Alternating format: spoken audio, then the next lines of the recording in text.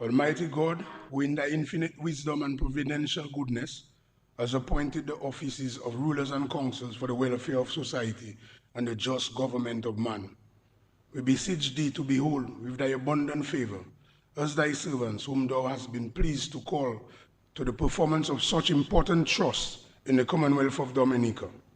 Let thy blessing descend upon us here in this parliament assembled, and grant that we may, as in thy presence, treat and consider all matters that shall come under our deliberation in so just and faithful a manner as to promote thy honor and glory, and to advance the good of those whose interests thou hast committed to our charge, all which we ask in the name and for the sake of our Lord and our Savior, Jesus Christ. Amen.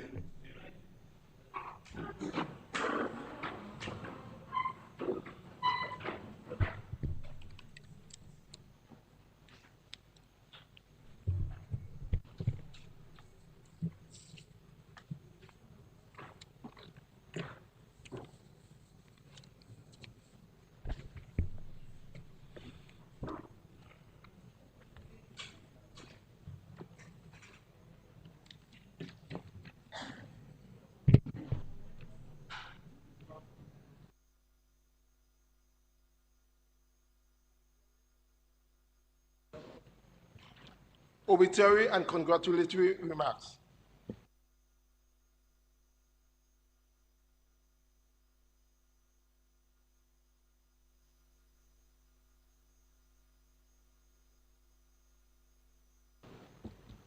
Confirmation of minutes.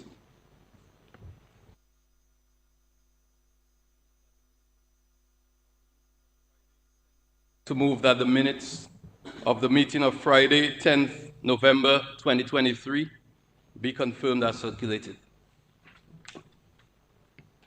Yes, seconded, Mr. Speaker. It has been moved and seconded that the minutes of the meeting of Friday, 10th November 2023 be confirmed as circulated. Those in favor? Those against? The ayes have it. So the minutes, yes. Yeah. The minutes is confirmed as circulated. Announcements by Speaker. Just one announcement there. I received letters seeking permission to be absent from the following members: the Honorable Prime Minister, Roosevelt Skerrit, Honorable Melissa Skerrit, Senator the Honorable Philip Rule, Senator Honorable Oscar George, Senator the Honorable Ostel Lockhart, Attorney General Levi Peter, and Honorable Dr. Cassandra Williams. Permission is granted to all.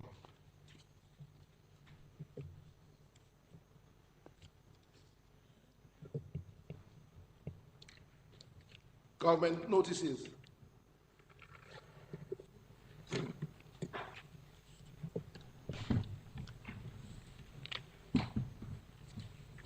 Mr. Speaker, I beg to give notice that at a later stage of the proceedings, I will be moving the motion authorization for a bank guarantee to secure the commitments made in the project financing agreement between the government of the Commonwealth of Dominica and the Geothermal Power Company of Dominica 2023 Limited, owned by OMA Technologies Inc., standing in my name on the order paper.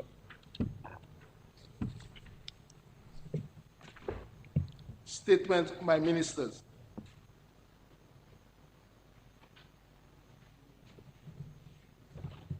Public business, government business, motion.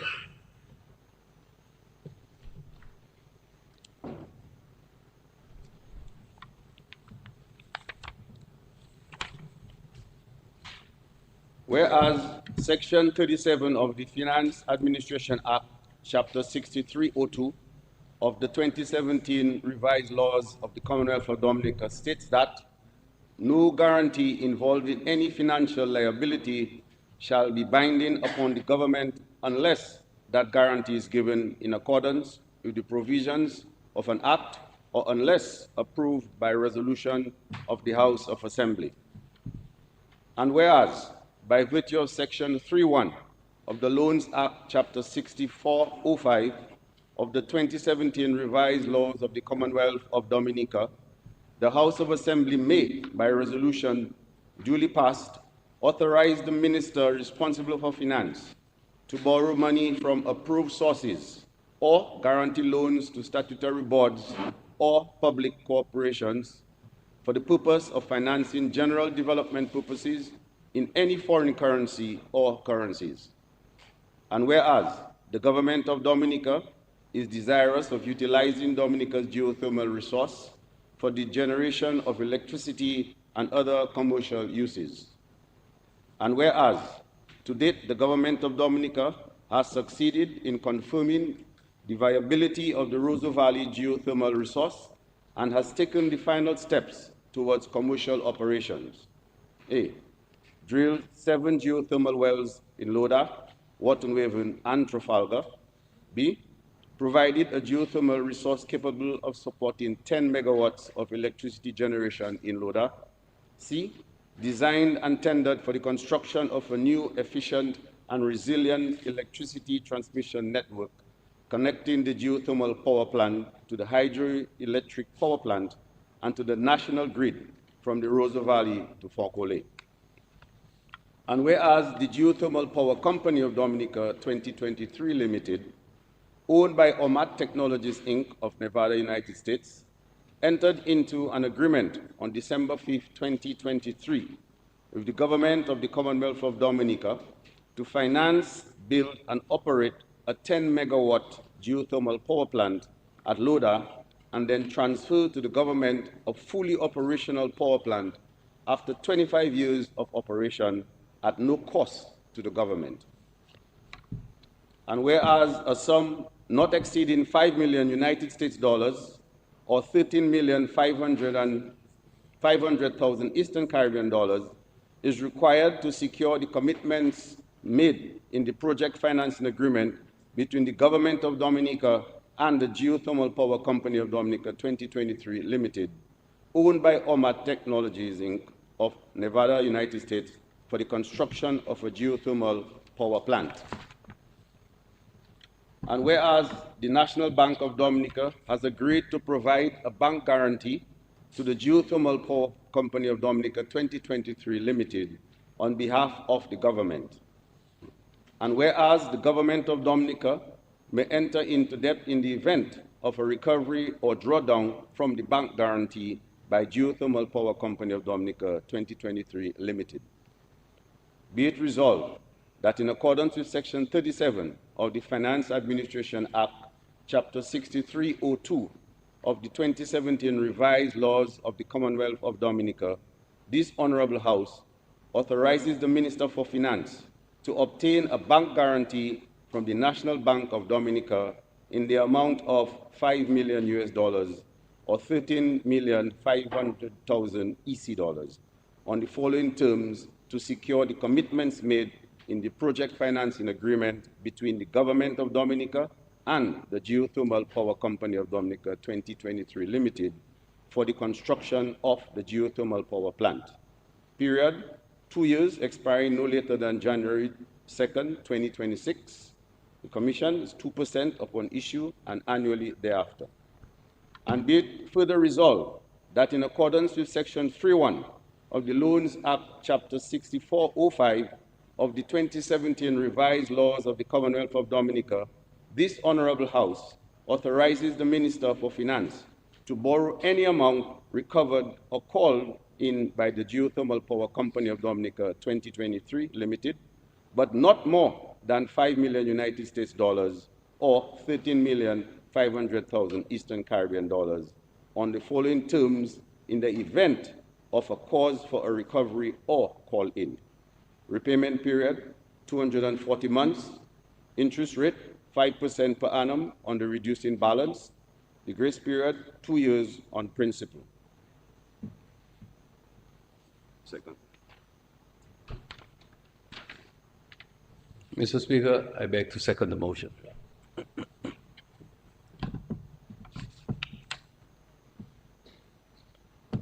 Mr. Speaker, on December 5, 2023, the government of Dominica signed 2 agreements with Ormat Technologies, Inc. of the United States and its subsidiary, the Geothermal Power Company of Dominica, 2023 Limited. The agreements are the concession agreement and the project finance agreement. A power purchase agreement was also signed at the same time between the DOMLEC and the Geothermal Power Company of Dominica, 2023 Limited. One of Dominica's obligations under the agreement is the provision of security, at least in the form of a bank guarantee of US $5 million to Ormat Technologies, Inc. This security is required to secure payment in the event of an early termination of the agreement by the government of Dominica. This security is to be maintained for a maximum of 24 months from the date of effectiveness of the contract. Mr. Speaker, it is worth repeating that this security is for a very limited period, and there's only one condition for drawdown, that condition being early termination of the concession agreement by the government. It should also be pointed out that Ormat Technologies, Inc. must at this time also provide the government and DOMLEC with securities totaling US dollars 5.75 million. Of this sum, $3 million US dollars will go to DOMLEC for securing payments for delays in achieving commercial operations, and US 2.75 million goes to government as security for payment associated with an environmental repair which may be required. Mr. Speaker, the government has made a request to the National Bank of Dominica for the provision of a US $5 million or EC $13.5 million guarantee to fulfill the conditions of the agreement. The National Bank of Dominica has agreed to provide the guarantee for a period of 2 years, expiring no later than January 2nd, 2026, with a 2% commission upon issue of the guarantee and 2% annually thereafter. As stipulated in Section 37 of the Finance Administration Act, Chapter 6302 of the 2017 Revised Laws of the Commonwealth of Dominica, no guarantee involving any financial liability shall be binding upon the government unless that guarantee is given in accordance with the provisions of an act or unless proved by resolution of the House of Assembly. In addition, both parties have agreed that if there is need for recovery from either party, that is, a need to call in or draw down on the guarantee, the appropriate bank guarantee shall be accessed directly by the recovering party. Any amounts drawn down from the government's bank guarantee will result in a debt by government to the National Bank of Dominica on the following terms: repayment period 240 months, interest rate 5% per annum on the reducing balance, the grace period 2 years on principal. Mr. Speaker, as you are aware, based on Section 3.1 of the Loans Act, Chapter 6405 of the 2017 Revised Laws of the Commonwealth of Dominica, the authority for the Minister for Finance to borrow is to be granted by this House based on a resolution passed by the House. Bearing all of this I have just mentioned in mind, I look forward to the full support of the members of this Honorable House for the resolution which is now before the House. I thank you, Mr. Speaker.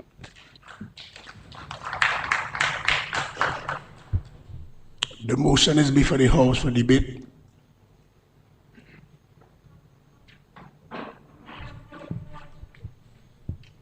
Yes, Senator Reid, you may proceed. Your mic.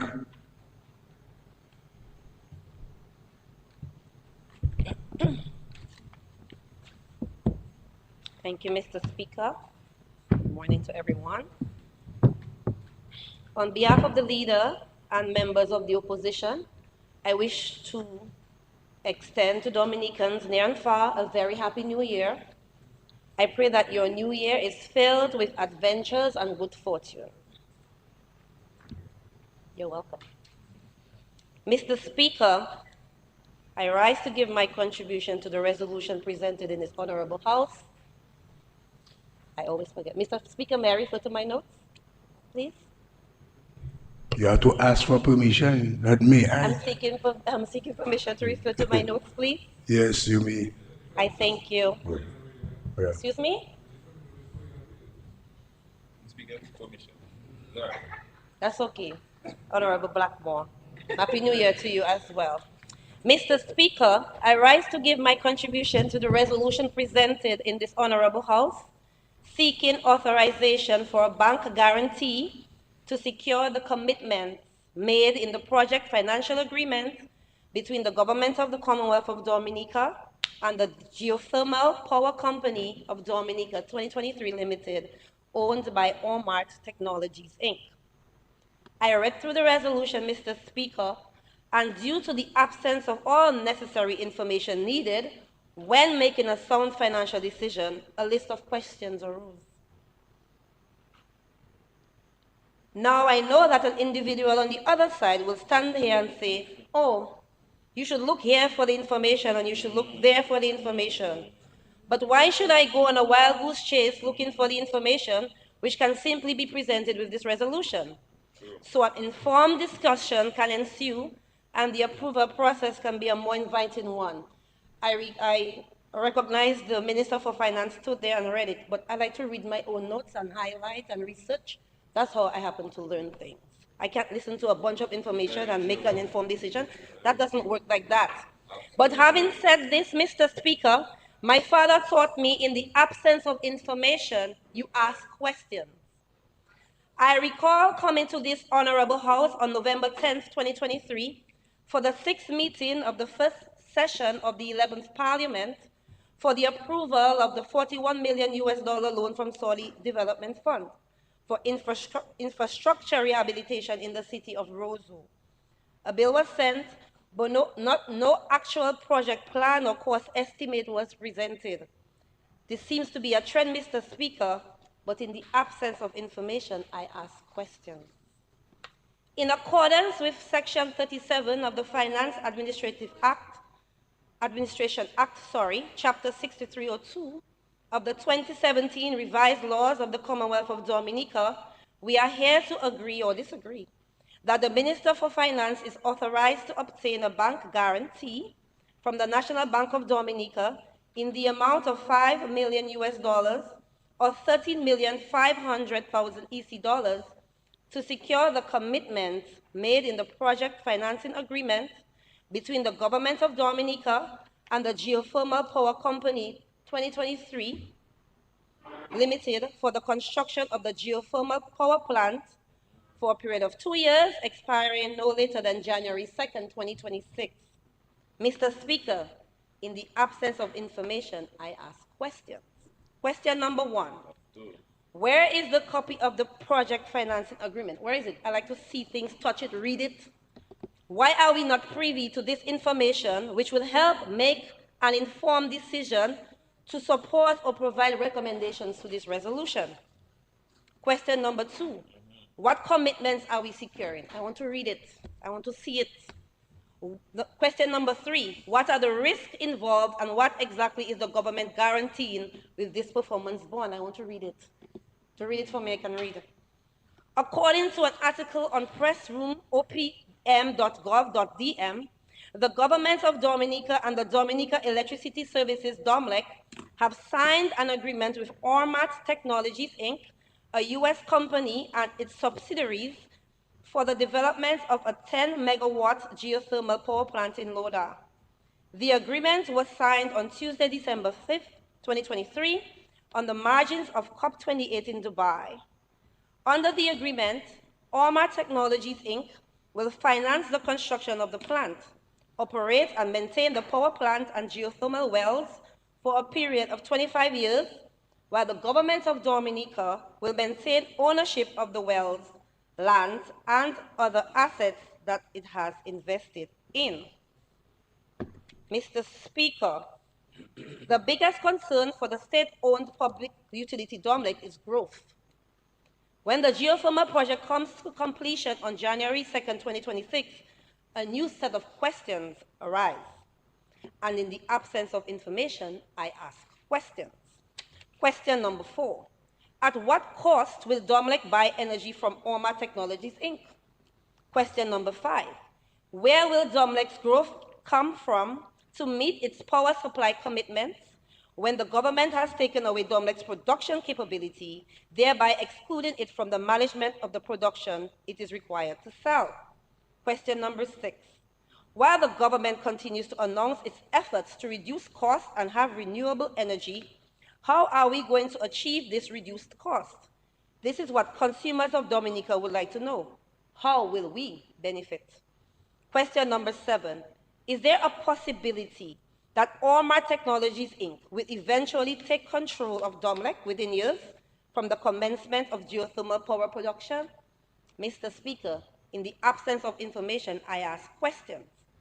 With the availability of the project financing agreement document for my review and understanding, the necessary information would have been clear to my colleagues and myself, and Dominicans by extension. Mr. Speaker, the government has spent hundreds of millions of dollars through grants and loans thus far to achieve the drilling of the 7 geothermal wells, provide a geothermal resource capable of supporting 10 megawatts of electricity generation in Loda, designed and tendered for the construction of the new efficient and resilient electricity transmission network connecting the geothermal power plant to the hydroelectric power plants and to the national grid from Roseau Valley to Fokole. However, in the absence of information, Mr. Speaker, I will ask a question. Question number 8, and my final question. From what profits will we pay these loans back? The revenues that is expected from this project for 25 years from January 6, 2026 will go to Ormar Technologies, Inc. What revenues will the government receive to contribute to the payment of these loans? And how long will the government wait for an ROI? 25 years? With the absence of information, I ask questions. Thank you, Mr. Speaker.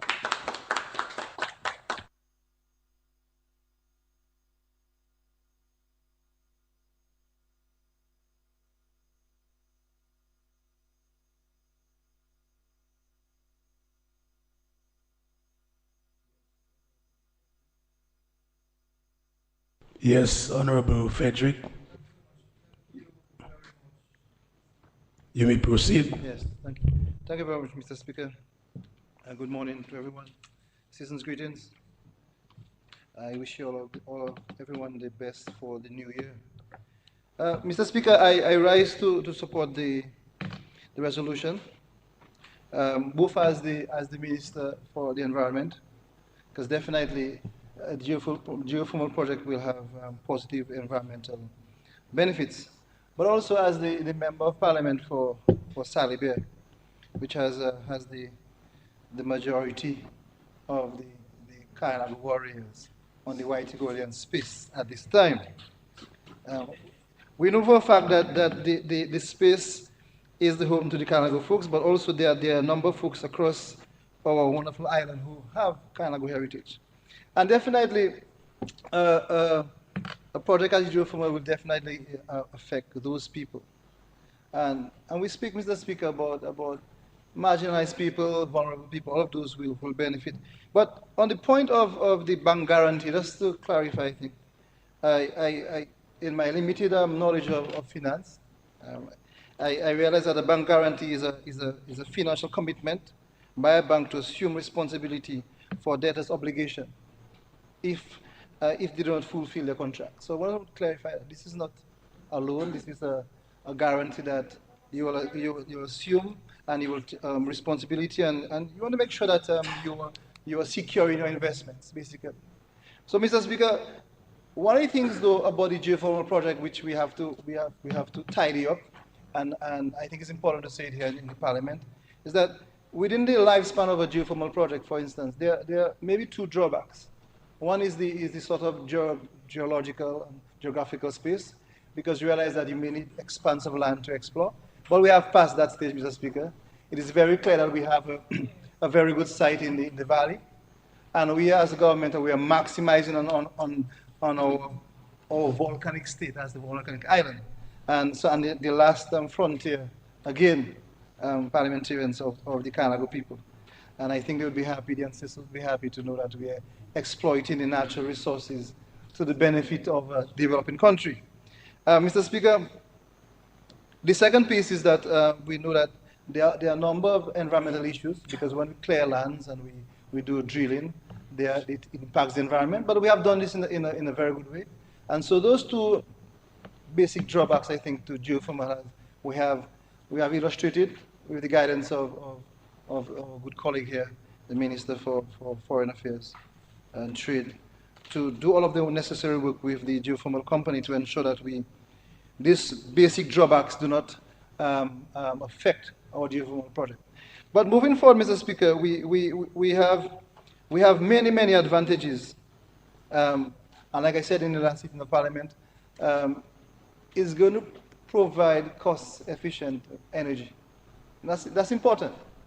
I think sometimes we do not understand or we do not appreciate the government's thrust to have lower cost of energy. Because, Mr. Speaker, it is very clear that as a small island developing state, we have no control of the oil prices. We have absolutely no control. And at the cabinet level, we have been making great strides to create a buffer. And so the layman who goes to the pump with his bus, his truck, his car, his motorcycle, he can get the benefit of it. And the government have been able to absorb this over time. And so it's important that when we do our geothermal project, we will have this clean source of energy that is very reliable. And so we're speaking of a small island developing state, hoping to invest in a number of industries. We spoke recently about our green hydrogen thrust, which is very important. And so the bank guarantee is ensuring all of that happens in due time, because we really think it's way beyond time to have sort of fuel independence, power independence. And so that is important. And so it will affect businesses in a positive way, and also my major concern as a PAL rep is how it affects the people at the grassroots level. The people from Wakama all the way to Pegua, to Concord, and all the villages in between, and the people in various parts of our country who have to power their new homes. And while as I mentioned homes, Mr. Speaker, this is another important point of the geothermal. It's important to have a guarantee to ensure that we have the project in due time, because we have, as a government, been able to provide a number of folks across the national space with new homes. And having a new home, it needs to be powered. And we have gadgets and we have appliances that need to be powered. So, Mr. Speaker, the project has to continue. It has to go on. And as a government, we have put everything in place to guarantee that success. And so, Mr. Speaker, to the listening public, we are guaranteeing the success of the project, because it's a project that will definitely affect people in a positive way. Mr. Speaker, the other important piece about the geothermal project too, which is something we have to keep mentioning, and I think it cannot be overemphasized, is the environmental sustainability of such a project. As the country grows, as the country develops, new rural networks, Mr. Speaker, I speak to the East Coast Road. We will soon have the Lubia to Bagatelle Road, and also the road from St. Mary's River in Pegua area all the way to Portsmouth. With all of this, we will have developments, and one of the key parts that we worked nicely with our geothermal project is, Mr. Speaker, our tourism thrust, and how we're going to pour our new hotels. Not just the ones in Portsmouth, but the new hotels which will emerge. All of those hotels that are eco-friendly, and we are definitely pushing. So, in a nutshell, Mr. Speaker, we are pushing we are really pushing with serious commitment the ideals of the Nature Isle. Because, Mr. Speaker, we can't propose or proclaim that we are the Nature Isle, and we are still belching out fumes into the atmosphere, running diesel generators that are very expensive to maintain and very destructive to the environment. So Mr. Speaker, I just want to say that I give full commitment to the resolution. I think the Minister of Finance was very clear.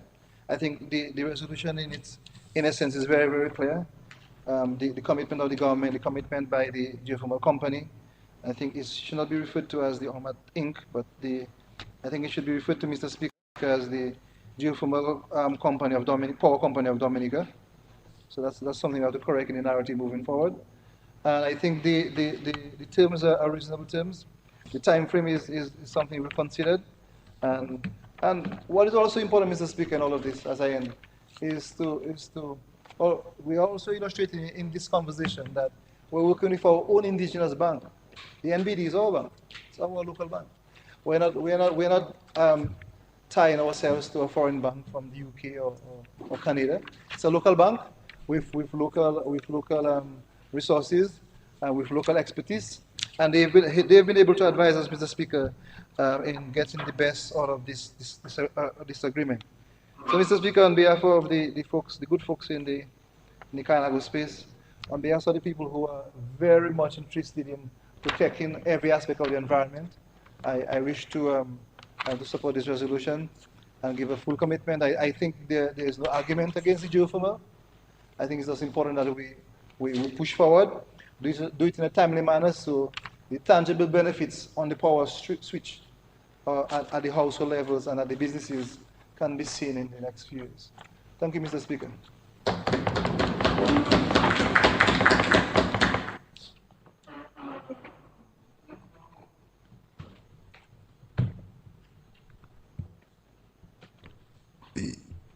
Yes, Honorable Charles Pemberton.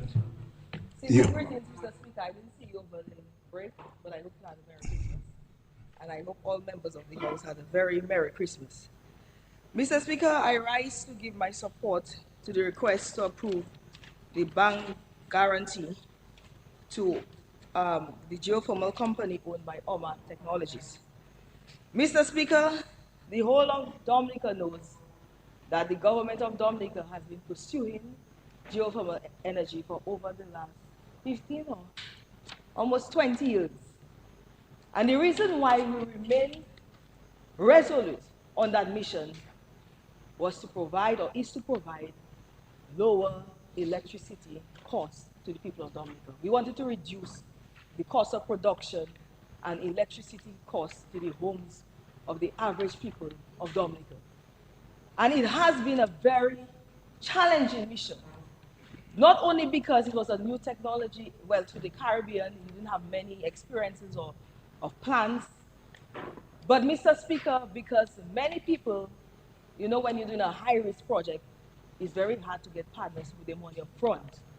So the government of Dominica had to foot the bill for the exploration, Mr. Speaker, to test the potential to see if we have the resource to provide that electricity, Mr. Speaker. And Mr. Speaker, that took a number of years because of challenges and unforeseen natural disasters, troughs, and many things, Mr. Speaker, which had to we had to divert our attention and reallocate our resources at times to deal with other emergencies, Mr. Speaker. So it has been a very long journey, and I want to commend the Minister of Energy, who said, I don't know what he said, who is, after his involvement, he went to serve as ambassador, is finally the one bringing the agreement to the House. It's amazing, Mr. Speaker, how God works in mysterious ways. So, Mr. Speaker, everyone knows if you going to build a house, Mr. Speaker, if somebody, because OMAT is going to build the plant and operate it, right? We have tested, we said, OMAT, we have this resource. We are confident that if you build the plant, you'll get geothermal. OMAT doesn't know. Remember, this is our work, our results. We have committed to building the transmission line. That's about 30 million plus. The minister will confirm when he speaks. They have the facts. About $30 million transmission lines from Roseau Valley to Fokoli. So it is not that we are out of this agreement. You are very much in it, Mr. Speaker. We are asking this partner to build the plant.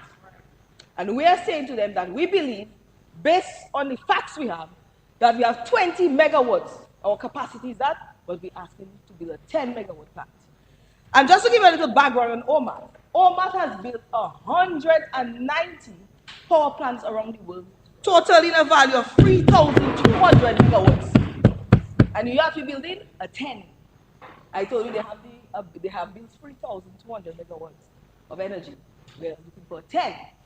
And they're saying, if you're so confident you have the resource, I am going to finance it, no problem, I do that all around the world. But you have to show some level of faith and give that guarantee whilst I construct the plan. Because if tomorrow you change your mind, what recourse do I have? This resource is in Dominica, I can't take it to Nevada, where the company is based. It is based in Dominica. So, what guarantee are you giving me for who is ready to build that plan for you? And that is all that is happening there. So they ask for a bank guarantee, and that we have to show confidence in what we have been telling people and seeking partnership. And Mr. Speaker, you know the global crisis, no, you know the challenges all over the world. Nobody running to finance anything for anybody these days. You know. There are wars going on all around the world, affecting supply chain, affecting financial resources, resilience. There are a lot of things happening, Mr. Speaker. But there is this company willing to come along the journey with Dominica, journey we've been on for 20 years, and say, I will finance, I will build, I will operate for 25 years. All I'm asking you during the construction, give me a guarantee. Because if you call that loan in on me, you say tomorrow, I change my mind, I get some big money on the CBI because I hear them talking about CBI, that I want to build my plan myself, what recourse do I have to recover? And that is all that is there. It's not money being given to Oman, as my Honorable Frederick said, it's just a security. When they build the plant, they operate it, the security is out. You have nothing to pay back. It has expiration date of 2 years, which is the time estimated for the completion of the plant. So, Mr. Speaker, I thought that would be very simple. I thought our focus is that we finally, I expect the member to say, after 20 years, we are finally getting to the stage where we can tell the Dominican people that you will have geothermal energy, Mr. Speaker. That is what I want us to do. And if you have a better alternative, they have another company out there they know about that will do it without the bank guarantee, then propose it in the house. Tell the minister, he's there, he'll take notes. We'll pursue it. But let us be real and honest.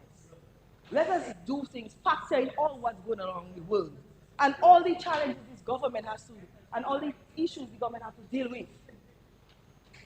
The government cannot put its eggs in all in one basket. We have to diversify our own risk.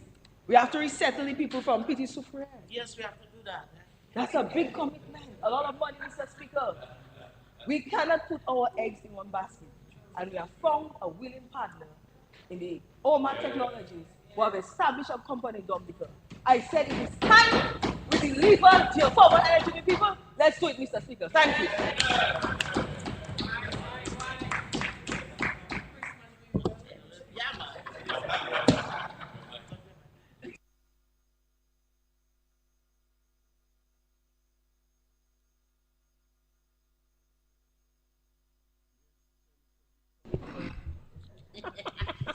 Yes, Senator Victor. You may proceed. Mr. Speaker, I rise to give my contribution to this resolution before the House. Firstly, I'd like to ask permission to refer to my notes. Permission granted. You. Secondly, I would like to wish everybody in this honorable House a happy new year, and by Dominica by extension. Just as my colleague Senator Henderson Reid, I have questions. Not questions, maybe 1, 2, 3, not 8 like that. I am not against geothermal. I'm putting this out there because our words tend to be misinterpreted on the other side. I'm not against geothermal. I'm not against OMAT. What's that name? Yes, I'm not against OMAT, but I do have questions. I recall in March 20th to 31st, the IMF visited Dominica for a discussion. During this discussion, Honorable Minister for Finance, Dr. McIntyre, stated that the island must manage its debt to GDP ratio. This came after our debt to GDP ratio in 2022 was 104.3% according to the ECCB. My question is, why are we taking more loans? Guarantee, correction, guarantee. From April to end of this year, we have came here to approve 2 loans. I'll keep on saying loans because it is a loan. My thing is, and I'm so thankful that my colleague, Minister for Tourism, mentioned CBI. And then she still mentioned we cannot put our eggs in one basket. But last I recall, everything we speak about is CBI. If not CBI, then what? On December 19th, the Honorable Prime Minister had a press conference, and majority of his press conference was what? CBI. So why can't CBI? My question is, and I'm hoping I get an answer, why can't we use CBI funding to fund this project? Why put another burden, another guarantee, something we have to pay back, something, why put it on the backs of Dominicans? Your explanation is not clear. Then stand up again. I wish you could stand up again and explain it. Stand up again. You know what I'm doing? Point of order. Order. Because Mr. Speaker, we are speaking to the public, we're not speaking to each other. And somebody might misinterpret and think we have to pay back.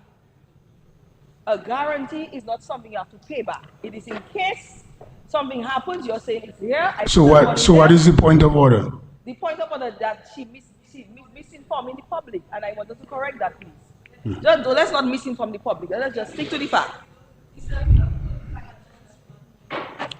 Okay, Senator, continue. The Honorable Minister was indicating that by referring to the guarantee as same as a loan. But you see, this is technical, so I don't really want to go in and get involved in this. I would ask the member to continue because I think there are members on the other side who can respond to that. You know, so I'll leave it alone. Senator, continue. Anyways, I shall proceed. So I wanted my presentation to be very short. I only had one question. Why can't we use CBI funding? That is all I had to ask. Why can't we use CBI funding? If not CBI, then what? That's my only question. Why can't we use CBI instead of seeking a bank guarantee? I used to correct him, Honorable. Why is your username Pemberton? I forgot used to it. So that's my question to Honorable Minister of Finance. Maybe Honorable Anderson can answer me as well. And in the meantime, we are still waiting on at least 1, 2, or 3 questions as by Senator Reid to be answered. So far, I've not heard an answer to any of them. She'd like to research. Yeah. Anyway, thank you. No, she'd like to sit there. I'll just sit there. I want to read it. I need to read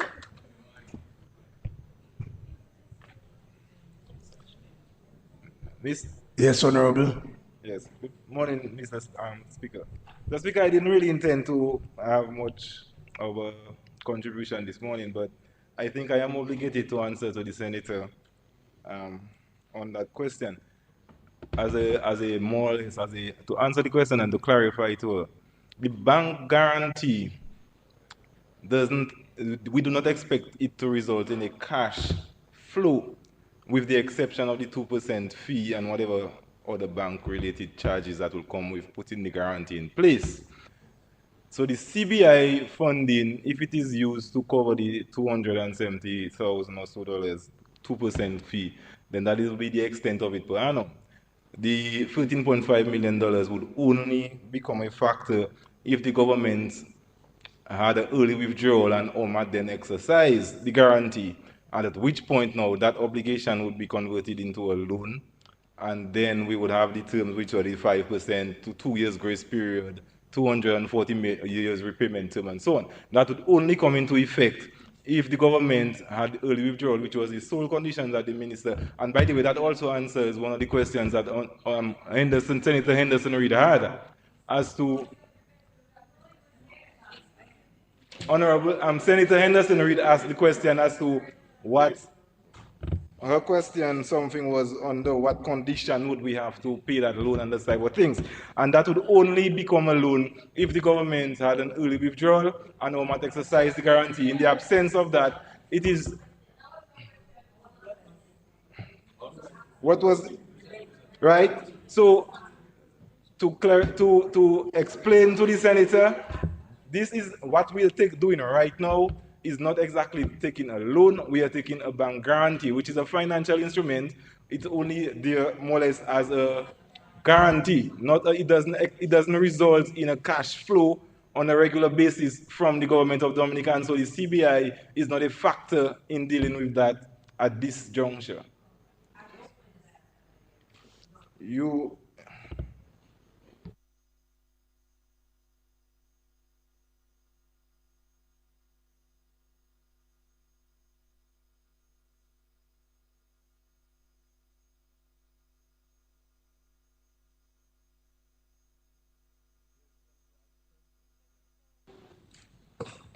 Yes, Honorable Alfred. Mr. Yeah. Speaker, I send many happy returns. Not Merry Christmas, you know. I send many happy returns to my constituents. Because I'm telling you, Kashibu's constituency is a very happy place to be now. Eh? Mr. Speaker, I am glad that I am speaking after my colleague. You know, these are the financial people. I myself is church and school, I know. I've been saying that from the start, church and school, so I'm glad that I am speaking after them, which will prevent me from tying up myself a little with the financial thing. But I stand there as a normal Dominican girl who seemed to be hearing about geothermal for a while now, and who had all the excitement bubbling inside of me as a normal citizen. And I didn't understand some things about geothermal, and I choose to make myself smart by reading up a whole lot, and that caused me to become more excited again about the prospect. So, because when you don't know a thing, because if people think you're smart, you better present yourself smartly, you know. So you have to go and, so I read up and I excited about the geothermal. Because I'm thinking that we have come too far to stop. We have come too far to turn back. The hardest part of a lot of things is foundation, and foundation is set. It is time to roll. This geothermal project is closer to the end than the beginning, and as a matter of fact, closer to completion than many of us perceive. If we read a little and we take an inventory, if you want to call it that, of what has been done and what needs to be done, you will see how close we are to closing shop. So this is why I support the resolution that we are presenting today for the authorization of bank guarantee. Now I understand it better from the sister. I hope I'm thinking well. I think it's something like a shorty. Like when you go and start, a person taking a loan, but the bank tell them they haven't got enough money, so you have to get a person that have that amount of money or more to sign for you. Yeah, so all when you pay in your thing, the person, all right. I understand it well, sister? Okay, thank you. Yeah. So that is why I stand, because I have to explain the thing to my people, you know, back home when other people try to boo-boo them. Boo-boo is like make them look stupid. So I have to know, as a teacher, a past teacher who taught many people, I have to be able to explain that to my people for them to understand it well, because I have a lot of distractors who like to distract, and disrupt. So I have to understand it well. And today is like a today is more of a learning process for me, man. I feel empowered. Yeah. Because there are many people, Mr. Speaker, who wish that they were in our position with the natural resource we have and what God has blessed us with. You know the amount of people who wish they were there? The cost of installing a geothermal system is huge, but the benefits are worth it, Mr. Speaker. I tell you, I read it. Mr. Speaker, by now, the Labour Party administration has proven to the Dominican people, and Dominicans know, that we are not people who do things haphazardly. We count the cost, we measure the benefits, we do due diligence, we analyze, we synthesize, we evaluate, and we take informed decisions with the best interests of the Dominican people at heart. Some people cannot appreciate the hard work that those of us on this side are doing because they do nothing. When people work, they appreciate the work that others do because they understand the energy, the intellectual, and the affective that must go into certain things. So, Mr. Speaker, like everybody else, I'll say, I'm not against geothermal, no? But geothermal is not a wild plant that does a shoot up and spring and bring for fruit.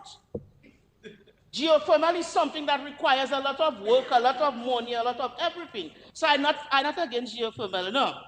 So, Mr. Speaker, the world is going through an energy crisis.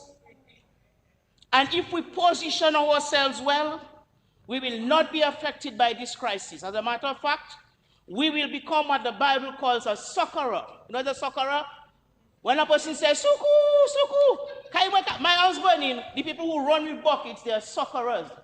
So if we handle that well, we will become succorers to many countries. Not sorcerers, don't mix up the word, Don't get me mixed up, It's not sorcerers, Succorers. People who come to suku where you. It's in the Bible, So if we position ourselves well, we may become a succorer to many countries who will feel the bite of that energy crisis. Geothermal is like what Dominica, God placed in Dominica for us. We just didn't discover it long enough. And somebody has given me some advice and told me if you want to be real healthy, eat with things that grow in the land, in the soil where you live. If you eat only what is grown in the soil where you live, you have a kind of a chemistry with your body and you're good. So I'm saying geothermal is something I believe that God placed there for us, But the Bible also says when the time is right, the Lord will make it happen. So maybe all the time that was there hiding there, the time was not right. The world was a kind of way. But now the world is upside down and everybody looking to see where they can put their head for energy and for oil and for this and that. It has come to light because now the time is right. Geothermal is good for the environment. It is cheaper. It is reliable. Think about Dominica Nature Island. And see if you can see what I tell you when I tell you the Lord put that there for us. It is good for the environment. It is cheaper. It is reliable. Geothermal energy cost is stable. Okay? Geothermal is quiet. It is independent and it is safe. It is future-proof and easy to maintain. Mr. Speaker, you can see I read it. That's what good teachers do, man. But to enjoy these benefits, Mr. Speaker, we must build the plant. You can enjoy the benefits if the plant's not there. We must build the plant. Mr. Speaker, you see me? I believe that God has not brought us this far to leave us. That's what I believe. Mr. Speaker, I think of the electricity bill of all the schools in Dominica. And I say, what? If we didn't have that bill, you know the number of other things we could be doing with that money every month? And with the advent of online learning, ICT in school, it is growing even higher. Mr. Speaker, I know that this project will succeed. It will come to completion. It will. And you know what happened? This is one of the projects that we are sure that will pay back its cost and bring more benefits to us. It will pay back itself. So we are going not to say you take money to go in a party now when you finish. No, you take money to do a thing to make some more money, and that is, it will pay back itself. Mr. Speaker, countries are busy researching ways to improve energy efficiency, to reduce pollution, while at the same time cut the reliance on all the different sources of energy. I still reading. When I get them, maybe next time we talk, I'll tell you all those different places. They call it hydro, natural coals, this and that. Too many different mixture. And countries, they're researching on how they can avoid all of that. And the answer is geothermal will deliver all the answers to those questions. But they're not, according to Mr. Speaker, I hot on the cocoa, but they not got the resources. They don't have the resources to do it. So the stress of the geothermal is the cost and whether we have enough land to sink the coils. I don't understand, but I'll ask Minister Henderson to explain it to me. But so I know we have enough land to sink the coils. I know that because we have already sunk a few. But Mr. Speaker, we don't have the money to cover the cost. And this is why we are taking this financial security / guarantee. And this is why I fully support the resolution. I thank you.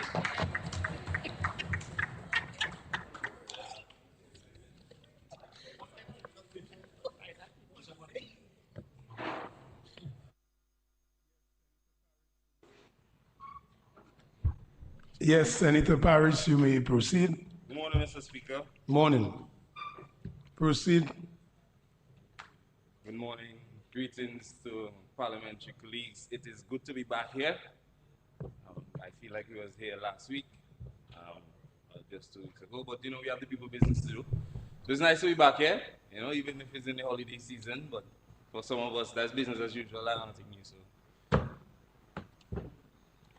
Mr. Speaker, I rise to make some brief comments. I promise I'll try to keep it short. On the resolution before the House for debate. This is a resolution, a bank guarantee to secure the commitments made in the project financing agreement between the government of the Commonwealth of Dominica and Geothermal Power Company of Dominica 2023, owned by Armored Technologies. Before we go into all of the details, Mr. Speaker, it's nice to start with nice things first, all right? So firstly, I would like to applaud the government. Somebody clap. You check the record. I would like to applaud the government, Mr. Speaker, for finding ways, just listen. For finding ways to realize some kind of progress as it relates to the development and harnessing about geothermal potential on the island of Dominica. You can clap again. You don't agree? All right, good. Like I mentioned in my last presentation, Mr. Speaker, this is something that will be transformative for Dominica. Producing clean, sustainable, renewable energy, particularly in the way that we're looking at it, with minimizing waste, the reinjection technology. When this comes to fruition, Mr. Speaker, it will be something that will work well for our country. And Mr. Speaker, any effort that is made towards realizing that is worth applauding. So it's not to make a mockery and say, I'm not against geothermal. No.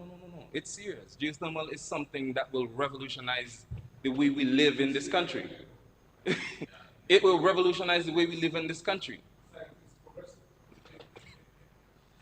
But Mr. Speaker, in a developing country like ours, transparency, diligence, accountability, value for money, and sustainability should always be a major part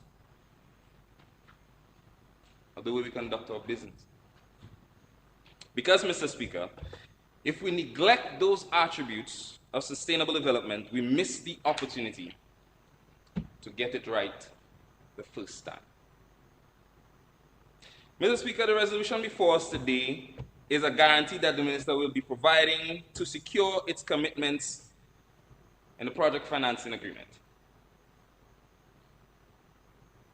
And Mr. Speaker, the Minister did some of what he could do in terms of telling us why the guarantee is necessary now. And Mr. Speaker, let's not get all excited. We understand guarantees and so on, we understand loans and we understand the process. That's a simple thing. That's not too complicated to understand, right? The difficulty, Mr. Speaker, is where is the agreement? We don't have it. We don't see it. And at this level, Mr. Speaker, it is not unreasonable to ask hey guys, we understand that this is a process. Where's the information? Share it with us. Because clearly, if you're expecting not just parliamentarians, if you're expecting the people of this good country to get behind and support this transformative effort, you have to give them information. And the fact that we're not getting it the way that we should or that is reasonably expected speaks to our level of accountability and transparency, Mr. Speaker. So let's not confuse the issue. And let's not try to dumb down Dominicans because they understand the issue. They're just not here to say it. Transparency will help with global support for something that all of us will benefit from. Sure. So, Mr. Speaker, the question was, where's the agreement and why do we need to secure our partners against us defaulting? But I think the minister covered that. So we're going to move past that very quickly. But, Mr. Speaker, I am sure that that is not the only commitment that we made. I am sure that that is not the only commitment to make sure that, there's no early termination if we get a large cash injection or because somebody had a bad night that we fire the people. I'm sure that's not the only commitment that we make. So asking to see the rest of the agreement to let us understand what commitments we are making. And more than that, what is the people of Dominica supposed to be understanding during this development process, based on the commitment that we've made? There are people who live in the area. Our commitments to this development process should involve them, and they should be a part of it. They have to buy in. In other places, Mr. Speaker, right? Geothermal plants, people don't live within 70 kilometers of the nearest geothermal plant. That is not going to be the case in Dominica. Mr. Speaker, the point is, whether you heard somebody else here, but the point is, Mr. Speaker, information, people need to buy into the information and we need support. But if they don't have information and they don't know what is to be expected, it becomes difficult to support it, right? And the Minister of Energy understands that. And I'm happy that I'm speaking before him so that he can come and provide some clarity. But we're moving along. We're moving along nicely, Mr. Speaker. Mr. Speaker, on the issue of cost of the plant.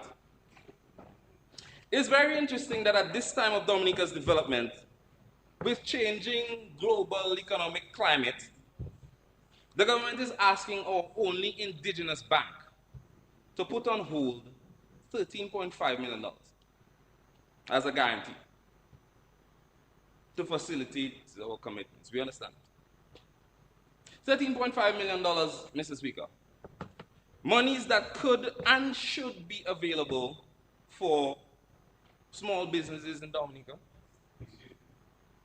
homeowners, commercial enterprise, to be able to lend from the bank so that they can continue business in Dominica. No, but we're asking the bank to put that money on hold in the event that we default on our commitment, right? In the event. Because, Mr. Speaker, if we default, the bank don't have an option, Once the partner draws down on that guarantee, the bank has to pay it. But the money must be there for the bank to be able to pay it. Right?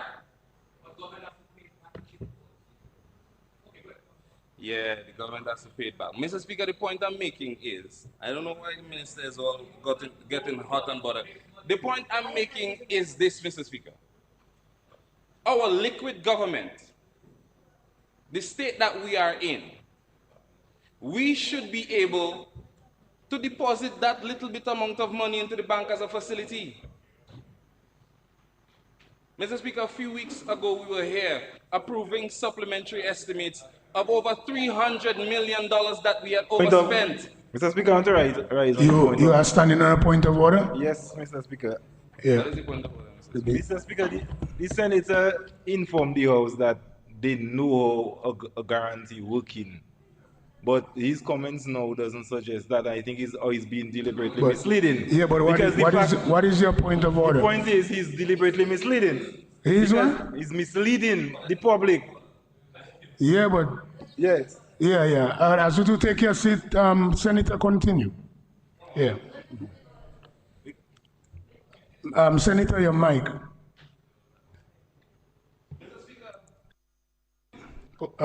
Sorry. Yes. Mr. Speaker, the point is our government has enough money because we have a liquid government. We should be able to make that deposit into the bank as a facility, and we should be able to do it from the sale of our passports. We should be able to do it. Senator, I've ruled on that sale of passport business that asked you to withdraw it. They withdraw the statement about sale of passport in the Mr. parliament. Speaker, withdrawn. Yeah. Withdrawn. Continue. I'm not going to challenge your Yeah, ruling. continue. We can have a discussion. But Mr. Speaker, we have enough funds to be able to do that. That having this facility in the bank now, on our one indigenous bank,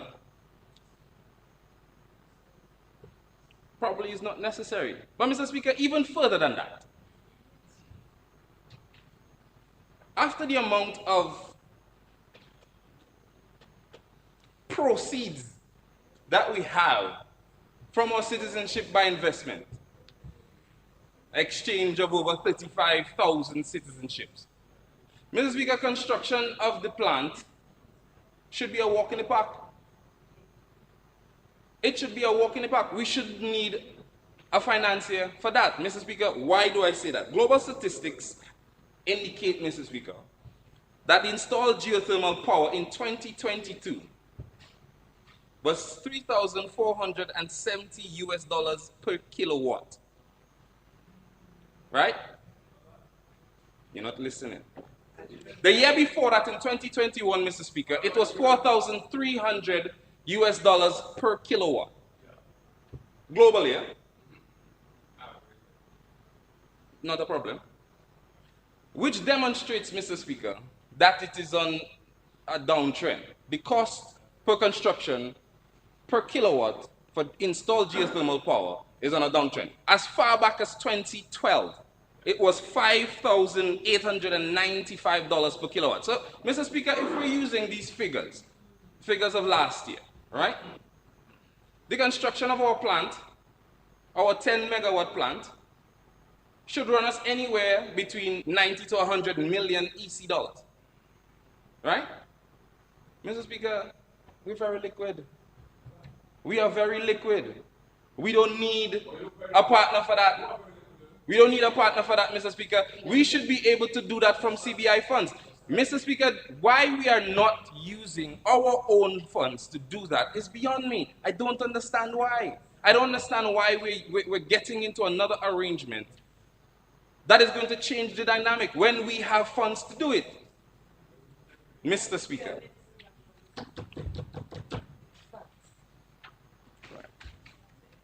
Mr. Speaker, in my view, that is something that we would be able to brag about. Because you have people that brag about, there are other governments that didn't have anything to show for the proceeds of CBI, but this government does. But Mr. Speaker, we have spent millions of dollars on non-productive sectors. Things that are not going to generate any money. Putting money into the geothermal program is somewhere that we would be able to beat our chest about. Something that we would be able to boast about. That is somewhere where nobody would be able to question whether or not the CBI is working in Dominica. That is one area of sustainable transformative development where the CBI funds would fly.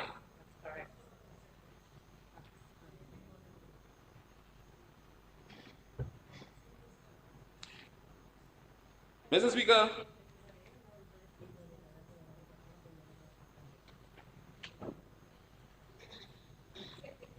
we have gotten into arrangement, and again, all the research into the partner, this is not about whether OMAT has the capability or the capacity. That's not the conversation. That's not the conversation. We're not going there, because that is clear information. That is not what we're talking about. We're talking about how the relationship is going to benefit Dominica, right? And the expected risks and challenges that we will face. Because, Mr. Speaker, as I mentioned earlier, 100 million EC dollars. initial investment. We understand that the operational cost compared to the initial capital injection for a geothermal plant is night and day. The cost is much lower. And Mr. Speaker, what we're seeing here is that companies not here for charity. They're here to make profit. With the arrangement that we have, that initial investment of $100 million, that gets repaid or recouped in the first 5 to 8 years.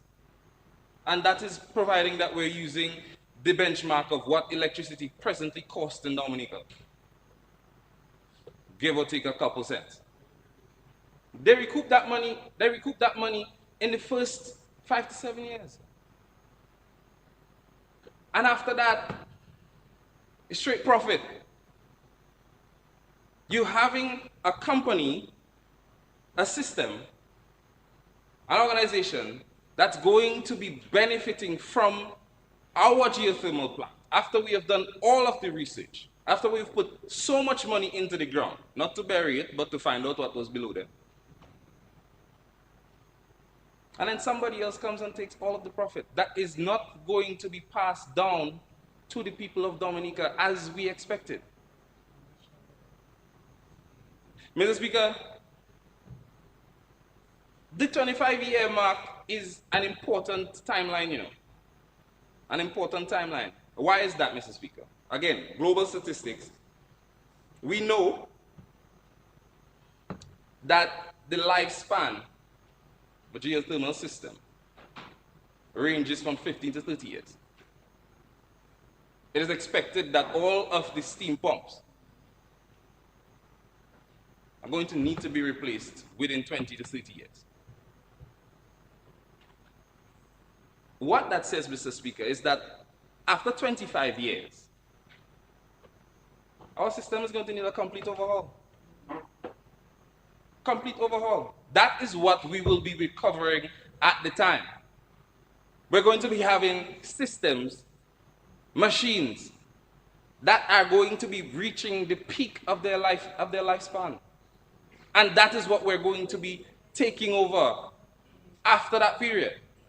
I see the minister smiling, maybe he knows something I don't know, but that's why he's here, so he can clarify that for us. Mr. Speaker, as a younger man, one of the things older men always told me, 2 things you want to stay away from: a bad woman and an old car. And Mr. Speaker, after 25 years, it seems that we get in an old car. Praise God if we have good women still. And Mr. Speaker, 25 years is a very, very long time. 25 years is a very, very long time. Mr. Speaker, at the end of that 25 years, none of us here will still be in Parliament, None of us here will still be in Parliament. Let's use this as a benchmark, Mr. Speaker. You see the length of time that this government has been in power? It's not 25 years yet, And it feels like a lifetime. Trust me. It feels like a lifetime. So multiply that by 2 before we own and can possibly start recouping profits from our own geothermal plant. Mr. Speaker, I'm not sure if that's the arrangement we want to get into. Maybe we have to relook at something. I don't know. Maybe we need to relook at something.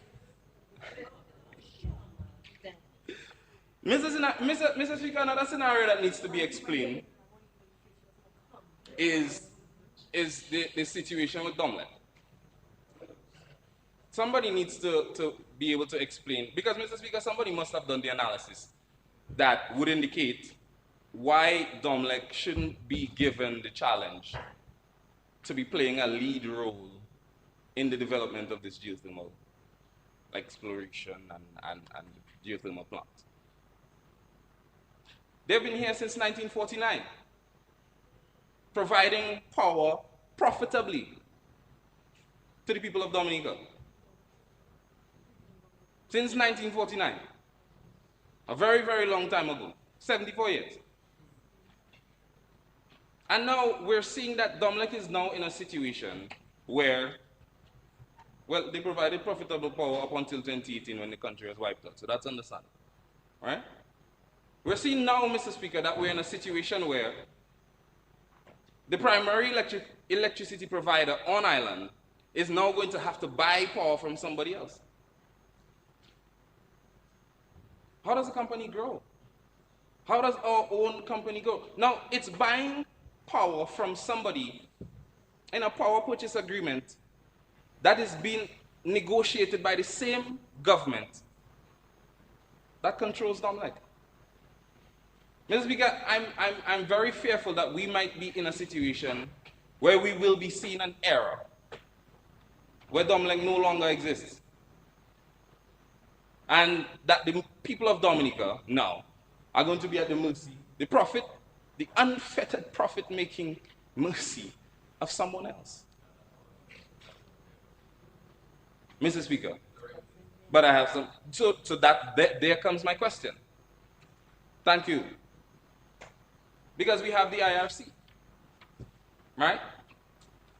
How is Domlec going to, how are we sure that the power that Domlec is now going to have to purchase and then sell to the consumer is going to be lower than what presently exists? Where is the IRC in all of this? Has, in the agreement that we have not seen, is there a cap placed on the amount or how much ORMAT or the geothermal power company can sell electricity to Domlec to ensure that when Domlec sells it to the consumer, that it is lower? Has there been a cap? What is the agreement with that? Very good. Minister said he's going to answer it. So that will be good. Mr. Speaker, but not only Domlec, you know. I'm hoping the Minister of Energy can answer this. Because, Mr. Speaker, where is the Dominica Geothermal Development Company in all of this? In my mind, from what I've read, this is why the Dominica Geothermal Development Company was created. To do exactly what we're letting a foreign agency do in Dominica. What's happening with that? What is the explanation here? What happens now with the DGDC when this operation starts rolling? Because it becomes redundant in my mind. They have no place. They just disappear. Why wasn't an arrangement set up where, because we've been doing this for 15 years, I heard the minister say this, 15 years or more, almost it feels like a lifetime. If we know this, and we've created the Dominica Geothermal Development Company, why wasn't it made an arm of Domlec? Or create the company so that we can do this and own it ourselves? Because, Mr. Speaker, it's not for lack of knowledge, it's not for lack of talent. And if we lack the talent, Mr. Speaker, we don't have to give them the whole house. We can hire them from overseas. We've done that before. But you take the whole house, the bread basket and all the fruits, and you give it away. I know people are scared because they don't understand the agreement. And we're not sure that in this 25 years, if it's going to make a difference. And if it does, well, what prevented us from doing it ourselves? And these are the kinds of questions that people are asking, Mr. Speaker. Finally, Mr. Speaker, in these few words, I would like to urge us to rethink our approach. One, let's take another look at the CBI. Find it wherever it is. We have a lot of people saying that money is missing and so on and so forth, but today not that we're talking about. But we need to use our buoyant CBI funds and see how we can use it in the development of our own transformative resource and industry. Number two, let's relook at the potential with Domlec, maybe in tandem with the Dominica Geothermal Development Company, and see how we can bring that back home to ensure that we own and operate and profit from our own country, our own development, our own resource. The resource that God put there in the ground there for us that we didn't realize yet. Maybe we can own it outright. Maybe we need to relook at it. Maybe we can come back again with an amendment sometime. It's not the first time. And finally, Mr. Speaker, let's remove the insularity. Let's open up the thing. Be transparent. Share the information. And let Dominicans understand what we are involved in. Just understand the risk, the potential, and what we are going to independently, individually have to do to ensure the successful development of our country. Because, Mr. Speaker, Dominica is for all of us, and we have to build it. But we can't build it isolated. We have to build it together. And if all of us agree on everything, then some of us not necessary. And Mr. Speaker, let us ensure that all of our efforts are done in a way that we can get it right the first time. Thank you. Well done.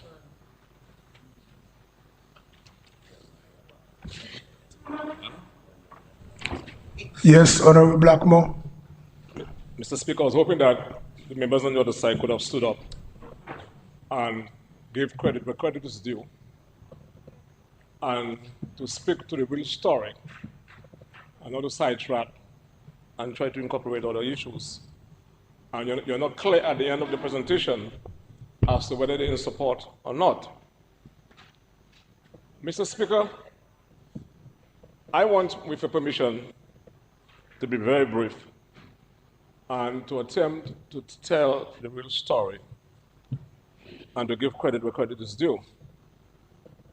I'm in support of this resolution before this Honorable House, and I think there's a need, of course. I heard from the Minister for Tourism thus far, who did a tremendous job in actually bringing some clarity to the whole issue of the $5 million US guarantee for a project which on the global sum of which is $63 million.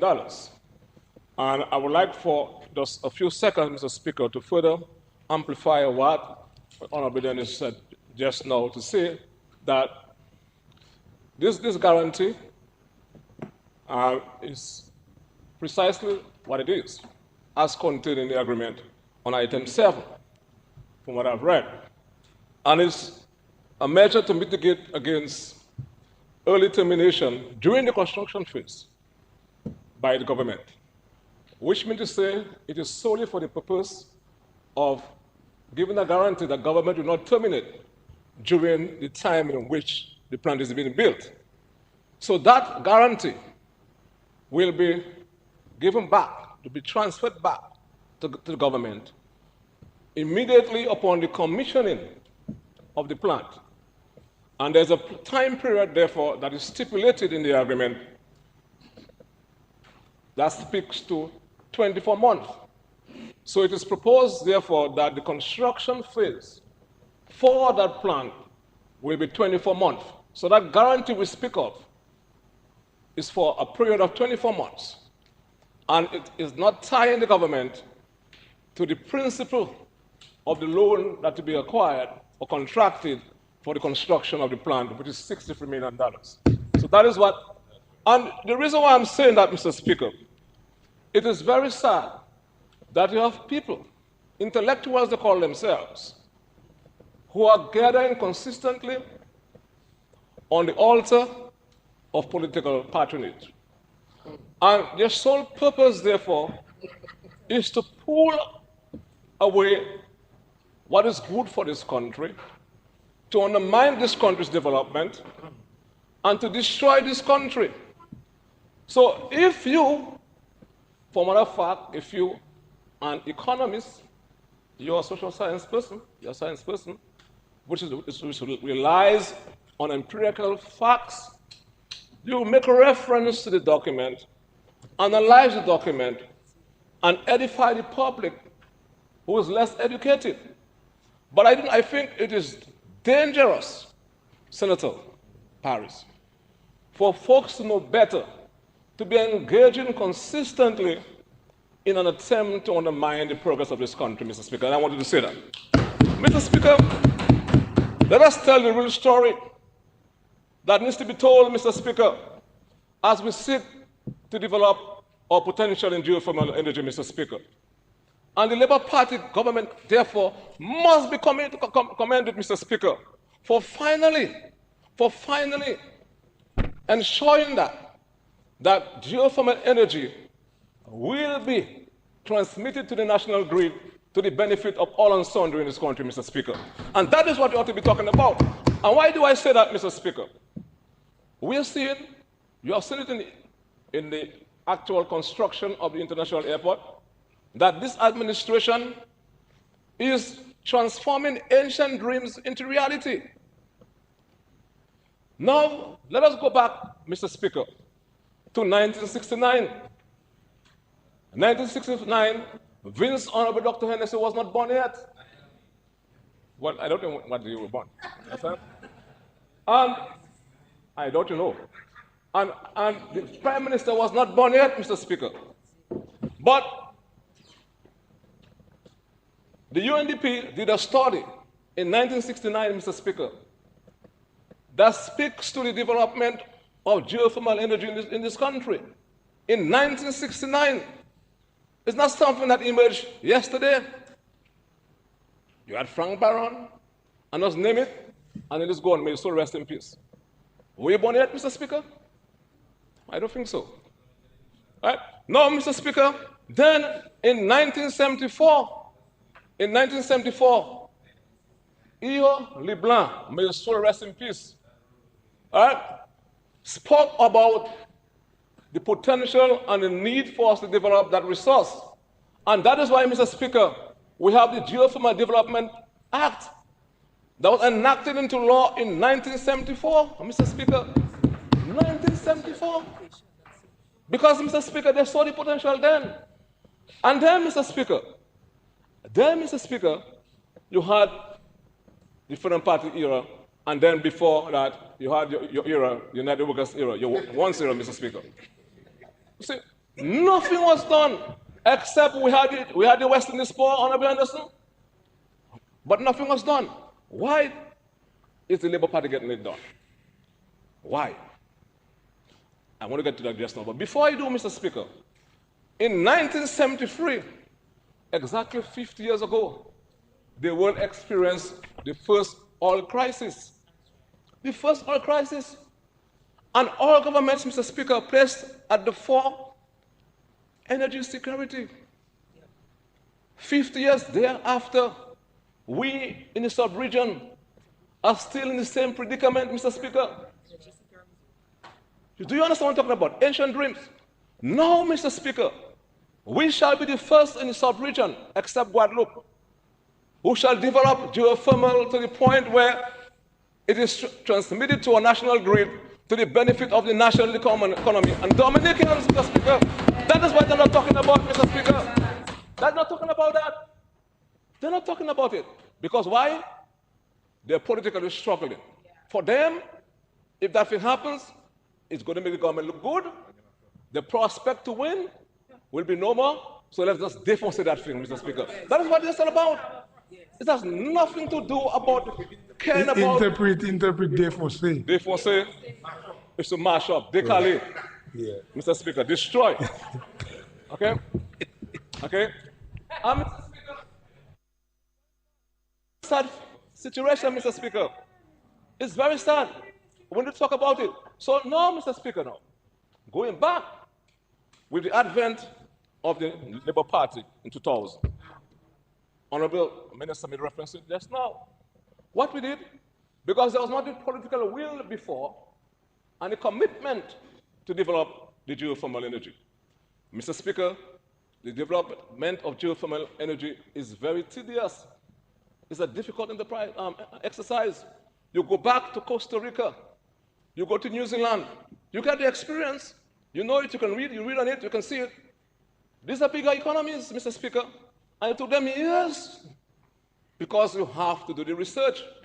Now, if you're going to explore geothermal or develop geothermal, you must do the exploration.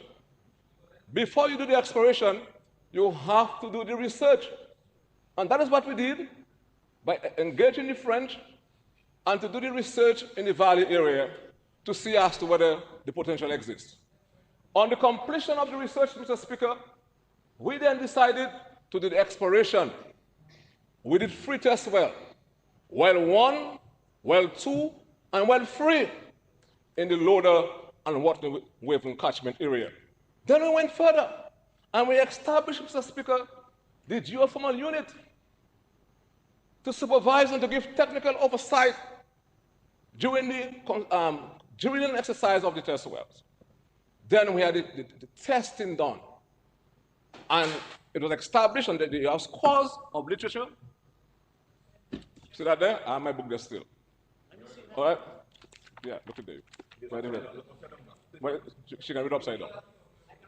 Scores of literature that speaks to the quality of the resource in the valley area. Then you have Dr. Henderson. What we did, we brought the best involved in the world in the science, the Clinton Foundation, the World Bank, and just name it. It was Dr. Henderson who introduced the minister then, yours truly, in 2007, 2008, thereabout, to the Clinton Foundation at the Hilton Hotel in Barbados, Mr. Speaker. And they have been there for us, giving us guidance. So the Labour Party just wake up this morning, Prime Minister was scared, was not just drinking coffee, and just said, let's do the geothermal. As you guys put in on the street, it is intellectually dishonest to do that. It is, and you must stop that because you're a young man. Stop it, don't be part of that foolishness. Okay? All right? So, I didn't call your name, I said you must stop it. So if you use your name, that's your business. Understand? Yes, the minister is right, he didn't call her name. So proceed. So if you use your name, yeah. As for no one, I will say, you said it. Let the minister proceed. Yes, you can write. Well, I'll quack my eyes for the purpose of the exercise.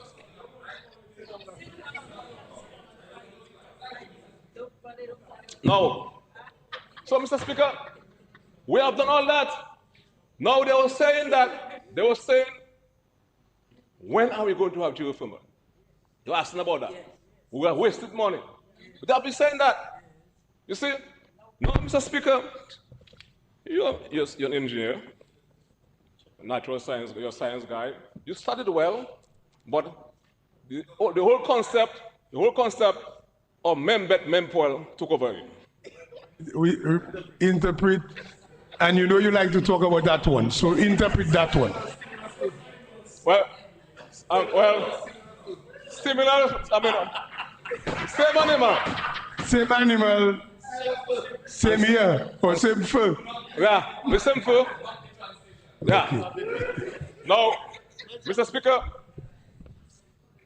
that's all right. So, Mr. Speaker, these guys, of course, intellectual dishonesty, and you know that.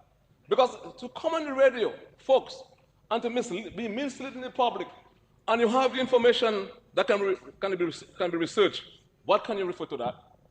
So, Mr. Speaker, the Labour Party has been very deliberate in ensuring that this thing was done properly, Mr. Speaker. Now we are Mr. Speaker, at the point of the construction of the plant, which they have been asking for. Now, if you're an environmentalist, or if you are a civil engineer, Mr. Speaker, it seems to me that you have to be interested in climate change. It seems to me, therefore, you should be focused, Mr. Speaker, and happy that we are trying to decarbonize the energy grid. This is what you should be talking about, Mr. Speaker. So you cannot be talking on both sides of your mouth. I've never seen a human being with two tongues so far. It's one tongue. If you have two tongues, you're not a human being. You get my point? You're something else. So you have to speak on one side of your mouth, Mr. Speaker. You see, and he's a bright guy. We only live in Maui. I went by him once or twice, and I know where you live. You see, I want to power up then. But you stood up well, Mr. Speaker. Yeah. You speak up, general area, not at home, general area. All right? So, Mr. Speaker, I can tell you where you live. All right? So, Mr. Speaker, you stood up there, started to make a good point, but you failed to support because you failed to hear what the radical and the hardcore Workers' Party people are going to say. So you're moving around and trying to be slippery. You can't be slippery inside there because you're too big to be slippery. You'll fall down. You'll fall down, Mr. Speaker. So, Mr. Speaker, the plant is being built at a cost of $63 million, Mr. Speaker. We have dispelled the whole notion of the government having to guarantee a loan and take full liability. That was never the intention, Mr. Speaker. Now is the time for action, Mr. Speaker. And if you are talking about trying to encourage energy-intensive companies, Mr. Speaker, fundamental to that is to have lower energy costs, Mr. Speaker. We are building the airport. We are building, of course, new hotels. All these establishments, Mr. Speaker, are energy-intensive establishments. So if you're talking about the economy is bad, we cannot compete. Now we're trying to actually make some improvement in terms of our comparative, ability, okay, to be able to compete, Mr. Speaker. They're against it. So they're not for the country, Mr. Speaker. You cannot be, Mr. Speaker, against everything that is good for this country. Now, he spoke. I had no intention of speaking and going to him, because he's trying to be cool these days.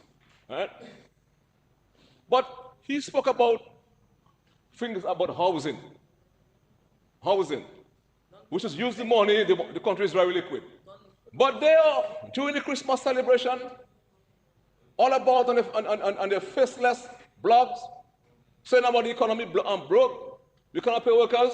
Today he stands there and says the government is very liquid. You see what I'm saying? So conveniently, two-tongue man. Next week Monday, you've got to spend my life, we're going to play a song for you. Two-tongue man, listen to it. You say, you have one tongue, not two tongue. You're supposed to have one tongue, Mr. Speaker. So, Mr. Speaker, I stand on this, Mr. Speaker, very happy, Mr. Speaker, to see, Mr. Speaker, that this Labour Party administration, under the leadership of Richard Skerry, who was not born in 1969 yet, Kasani Honorable was not born yet. Most of the people in that side of the house were not born yet. When the first study was done by the UNDP, all right, 1969, then Neil Black came and said, we have potential, it was not done. Mistrust may your soul rest in peace with Western this power. Okay? Now, the only party that is getting this done is the Dominica Labour Party, Mr. Speaker. And that is what they cannot take. That's what they cannot take. And then, just in Guadeloupe there, the minister then we went to Guadeloupe to see the geothermal. Now they talk about the environment.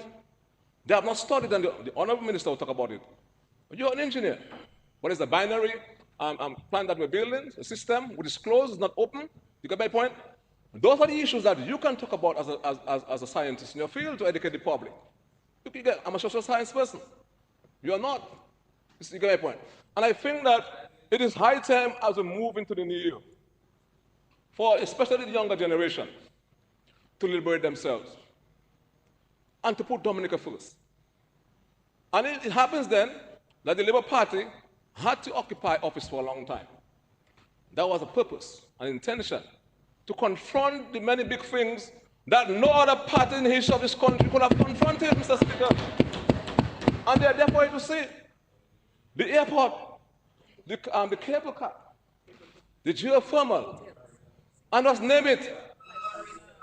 5-star hotels, the best road infrastructure in the Caribbean, Mr. Speaker, notwithstanding our topography and our challenges. I was in St. Lucia a couple of weeks ago. The people were coming, Mr. Speaker, with permission for a World Crown Music Festival, and they're saying to me, Mr. Speaker, they love Dominica, they love the road network. Yes. They love Dominica, is moving. So we are going to ensure that Dominica becomes a global player, Mr. Speaker, in the next couple of years, Mr. Speaker. With our geothermal energy program on stream, with our airport on stream, with the marina coming, and the improvement to the Roseau physical infrastructure, and the investment we have done in our human resource base, especially our young people, Mr. Speaker, this country is moving forward, Mr. Speaker, with the right party in office, Mr. Speaker. And that is why you guys cannot take. So what you can do is not too late. Because you guys talk to me bilaterally. Yeah, it's not too late. We speak outside, we speak bilaterally, we speak one-on-one. Okay, we speak one-on-one, and that's a fact. Okay, what you can do, it's not too late. You can walk across if you want. Is that space for you, Mr. Speaker? In the only place, The only person is the Dominican Labour Party right there, Mr. Speaker. What are you talking about? What are you talking about? So you expect, Mr. Speaker, as I wind up, not to support what is good for the country and to make any headway politically? You are against housing for the poor. Huh? You are against housing, but of course, you said, yeah. I said, Your mic, your mic. This senator is imputing improper motive, Mr. Speaker, and you have to retract that. Yeah, exactly Because what he saying, said. He is saying that I am against housing for the poor. That is not true. No, well, that not, Mr. I Speaker, mean, you have to retract you it. know, It's not no, you true. don't necessarily have to retract it. Mr. Speaker, I mean, that's his opinion. That's his opinion. No, but Mr. Speaker, that is imputing improper No, motive. but you could say that is not true. Nowhere in my presentation. That's his opinion. In any one of my presentations, No, and I no, get no. against that. You cannot say Honorable something Minister, like that. continue. Senator, that's his opinion. So we proceed, Honorable Minister.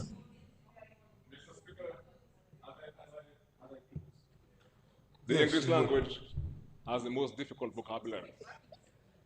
Now, you said the non-productive sector. I made my interpretation, Mr. Speaker. You said it. You did not qualify it, Mr. Speaker. So, Mr. Speaker, that's what they're against. They're against housing. We waste the money in education. We waste the money on the airport. Okay, they call it, what do they call it? An NEP. They're against everything.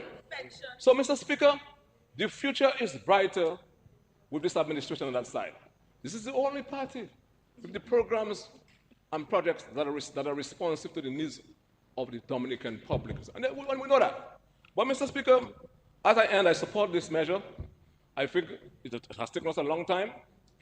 And let us see how it goes, Mr. Speaker. And I would like your permission, as we end this new year, to wish everyone, every member of this honorable house, a happy new year. And, Mr. Speaker, I want to wish every Dominican a happy new year. And I know there are a number of people, Dominicans living overseas, especially those in England, who really like to follow the house, and thank you very much. Please come back. But I particularly, Mr. Speaker, want to call on Dominicans to be a little more tolerant of each other. As we move into the new year, Mr. Speaker, with a record number of projects that are meant to transform this country, now is our time to play our part and to be each other's keeper. And we have to try to solve our differences without resorting to violence, without the taking of human life, Mr. Speaker. We had this very sad situation in the community last night, and I already call on Dominicans, and especially communities, to stand for each other and to be each other's keeper, Mr. Speaker. The police will continue to do what it has to do to intensify its effort, but we as individuals, Mr. Speaker, as community, as family, as the churches, have to play a role in making our people. I want to refer to that song, which I think we need to play more often on the radio, from King Hunter, when he's calling on a gentler and kinder nation, Mr. Speaker. We need a gentler and kinder nation, Mr. Speaker. This country is too small to have this kind of bad blood. And again, Mr. Speaker, those of us who are involved in the political field, those of us who are involved in radio and various forms of other mass forms of communication must simmer down our rhetoric, Mr. Speaker. Because those things, if you, every time you put on the radio, you hear a negative stuff, that can impact on your psyche. It's set today in a very bad light, Mr. Speaker. It is time for us to embrace each other and support the best party in the political history of this country, the Dominican Labour Party, Mr. Speaker. I thank you.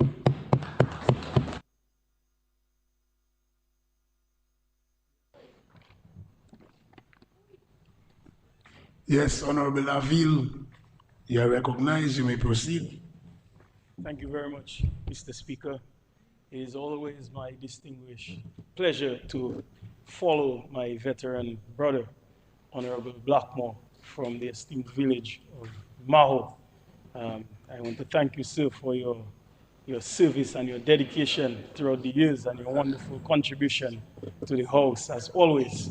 And I saw he took a gentleman to school, a gentleman from Marigot, and I really hope he took some notes.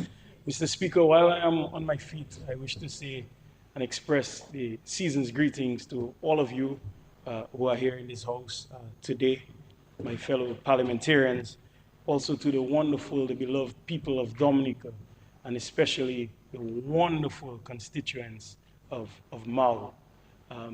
May God enthrone all of them with his wonderful grace throughout 2024. Mr. Speaker, in following from Honorable Blackmore, when he spoke, Mr. Speaker, of intelligence, Mr. Speaker, I wish to suggest that going into the new year, we reflect on and we consider working on a new point of order, Mr. Speaker, where we address willful ignorance, Mr. Speaker, because the assertions from the other side, Mr. Speaker, is very concerning.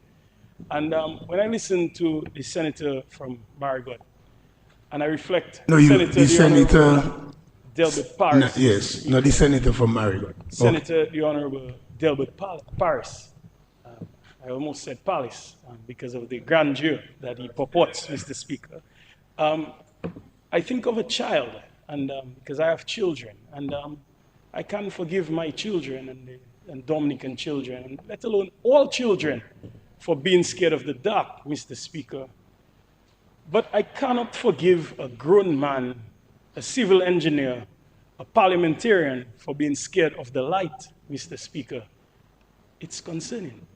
And going forward, we ought to look at this, Mr. Speaker, a point of order as it relates to willful ignorance, Mr. Speaker.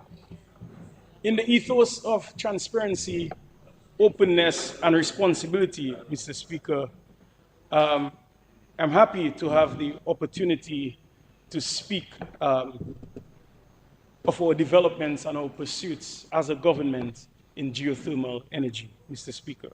First of all, our government's decision to embark on this crucial initiative, Mr. Speaker, that certainly shows tremendous foresight of a government. I recall in my years working as an engineer in the Ministry of Public Works under the astute leadership of Honorable Blackmore, who was then my minister, being in meetings on Mondays when the geothermal unit was within that ministry. While I did not work there, but we had our Monday meetings, and I would hear, and I could see that stellar leadership and command, and to convert something that was a promise to Dominica into policy and action, Mr. Speaker. And that is something that we see is now manifesting.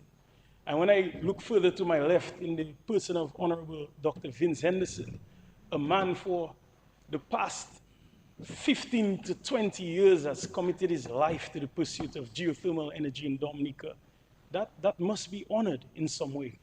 And our dear Prime Minister, who has had every reason, Mr. Speaker, to say that we cannot pursue this when we think of the challenges that we have faced, the climatic challenges that we have faced, the global fiscal challenges that we have faced. He has had every reason to say we cannot pursue this anymore. But no, we are here today by the grace of God, by the resolve of this great Dominican Labour Party, Mr. Speaker. We are here today. And on the other side, Mr. Speaker, when they speak about rate of returns, because that's all they are concerned about, Mr. Speaker, rate of returns, and when will it start? After 25 years, right? That's what they're concerned about, Mr. Speaker. And 25 years, being so scared of 25 years, Mr. Speaker, like it's doom and gloom. But when I reflect on what 25 years means, Mr. Speaker, I'm taken back to UWP because they have been in opposition for near 25 years and they know they are dead, Mr. Speaker. And that is why they are possibly concerned about the state of our plant in 25 years. But there's nothing to be concerned about. Because like Honorable Octavia Alfred stated, we think, we synthesize, we plan, and the agreement is bulletproof. So we are safe. We do not deliberately and willfully put Dominican citizens at risk. That is completely opposite from what this great Dominican Labour Party does. We stand for the people and do everything we do, it's our vocation to honor the people and ensure that we improve their lives and their very circumstance, Mr. Speaker. I heard there's talk about CBI, Citizenship by Investment Program, and that we are so liquid and that we should use this to finance everything. Mr. Speaker, that shows tremendous immaturity from the other side. And our fiscal management is much more sophisticated than that. And you have to try your best to avert risk as much as possible, Mr. Speaker. And like we say, put our eggs in different baskets. And this is all we're doing by adopting a different strategy. That's the build, operate, and transfer model. So, Mr. Speaker, we're spreading the risk. Something that they did not know and understand from 1995 to 2000 when they cooled the government. And if you want to seek clarification, they brought Dominicans to their knees to the point of bankruptcy and mendicancy, Mr. Speaker, because they did not understand financial management and prudence. They did not understand, Mr. Speaker. And they might, and Mr. Speaker, while they are over there on the other side, Mr. Speaker, acting like they're independent, Mr. Speaker, if you look very closely, today you might see that veil over them, over people who mask as independents. But when you look through that transparent veil, Mr. Speaker, you see UWP representatives on the other side, Mr. Speaker. It's clear for all to see. And it's in their actions, their utterances, this doom and gloom, Mr. Speaker, to come here, like Honorable Blackmore said, to speak with two tongues. That is what you're seeing. On one hand, you are stating what appears to be fact. Then as you finish saying it, you're asking a question about the very same thing that you just said was a fact. That's the two tongues, Mr. Speaker. That's the doom and gloom. To come here and suggest that Ormat is going to seek to take over Domlek in a couple years, it's so untrue, it's disingenuous, Mr. Speaker. We have no plans of that. As a government, what we have done for Domlek is to secure Domlek. On the other hand, the people you are tethered to, they sold it. They disposed of it, a vital, valuable asset. But we have protected it and invested in it. Complete opposite. You have no moral authority to come and speak to government sentiments about protecting and securing power in Dominica and speaking of our energy security. You have no moral and professional obligation to do so. Absolutely none. Mr. Speaker, I'm happy that I can't remember which senator alluded to it, but reference was made to a press conference that the Honorable Prime Minister had about a week ago, where he made mention to many of the projects that are funded by the CBI. I'm happy that they were able to say that. And that was in response to a question that was asked about what is being done with CBI money. And it's clear to see, and I'm happy that they listened. I'm very happy that they did. Because when we think of our airport project, we're investing well over $1 billion of CBI money and CBI investment. It's clear to see that we are prudent. It's clear to see that we are responsible. It's clear to see that we have, in fact, protected this much-needed sector. And it's clear to see by our actions today, by taking a new approach of BOT, that we are not stressing this sector, that we are not, in fact, coming to the public and purporting as if this sector is inexhaustible. We are not doing so. We're responsible, Mr. Speaker. And we are taking a new approach, a different approach, Mr. Speaker, with the development of the power plant. And to also come here and appear to, with, again, willful ignorance, that, or maybe it's in fact ignorance, that you don't understand what a guarantee is, and to almost suggest like that's the cost of building the plant. $60 million to develop the plant. Yes, Senator. Mr. Speaker, Point of order. Mr. Speaker, I note your tolerance in allowing the minister to continually impute improper motive on members on the other side by calling them willfully ignorant. I note your tolerance on it. But Mr. Speaker, that is not something you should be tolerating. It is improper.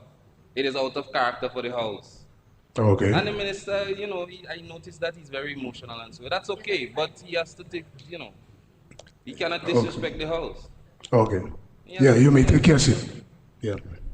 So, Minister, our more rule in regards to the unparliamentary tone, so not to it coming out as an attack continuously. So I agree with him. You may proceed. Mr. Speaker, I respect your good office as always. There's no attack from me at all, but to merely respond to what I have heard, Mr. Speaker, and a lot has been said about us. A lot has been said about the presentations from our side, Mr. Speaker.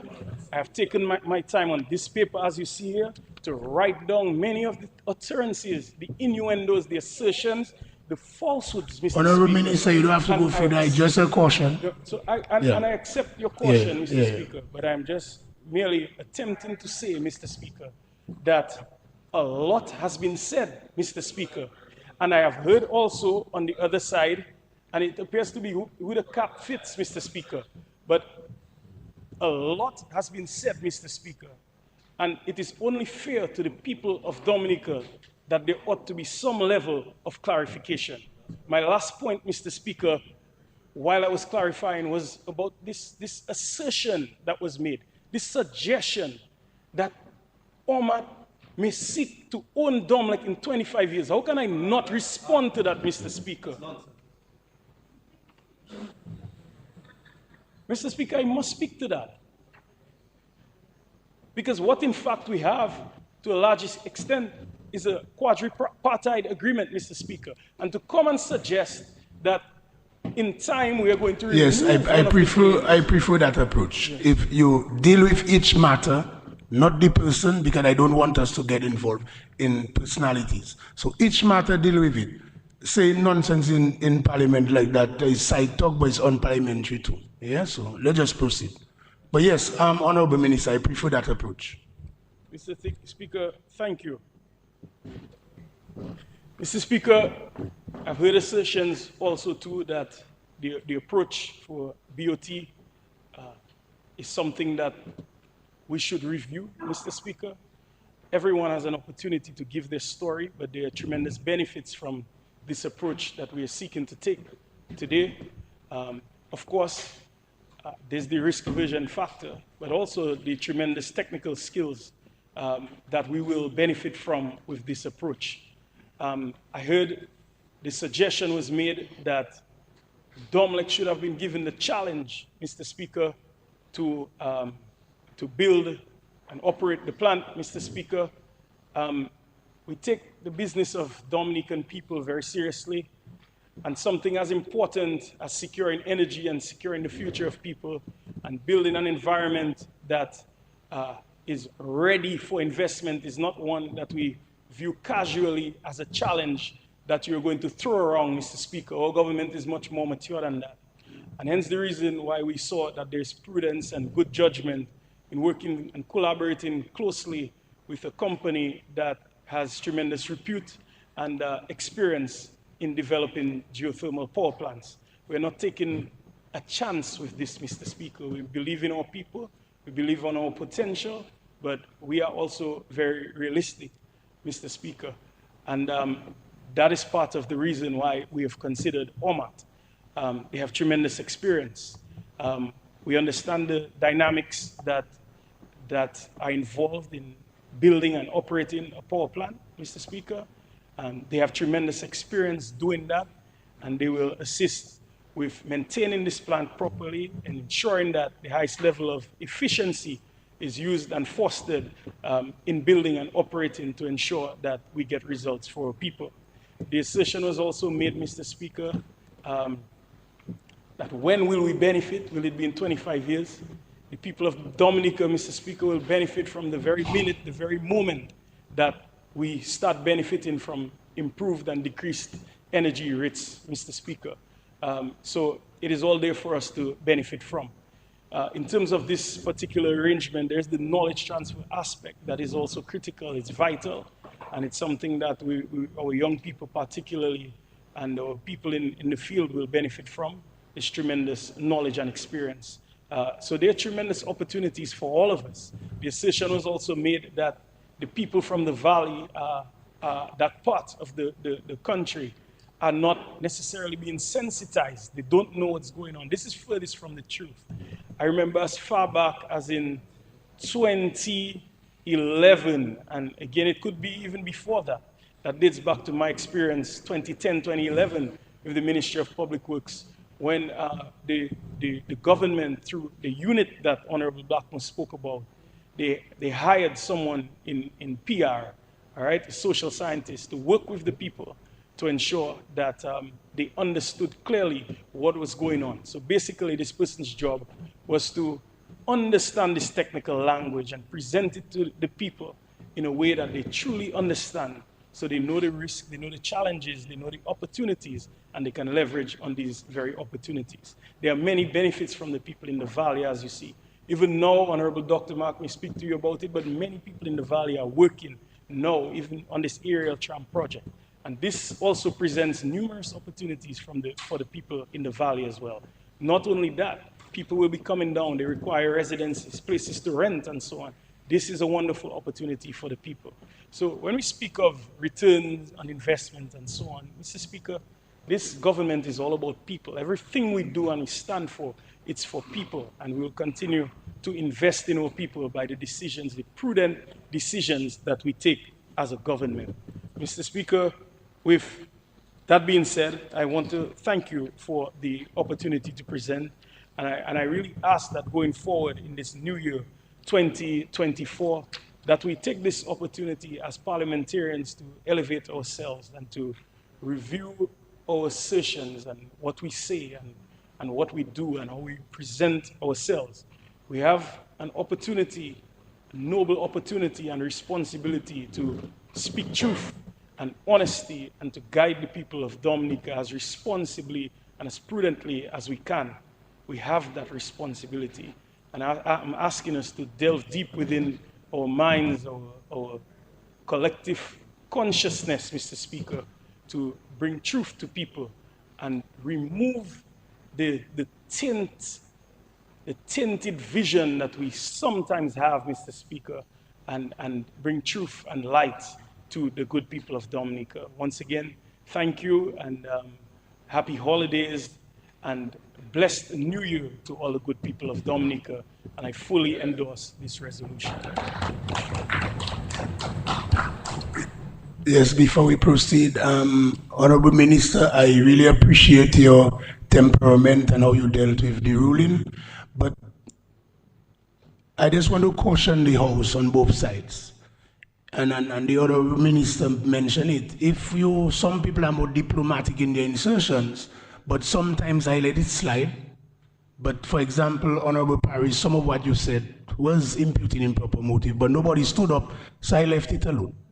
But that is why sometimes members respond. But I didn't want the House to end up in a major dispute and debate on who is making certain insertion. So thank you, Minister. And Honorable Paris, you are guided by my statement for the new year, you know? So I think it's a good debate. Both sides making their point. So let's continue.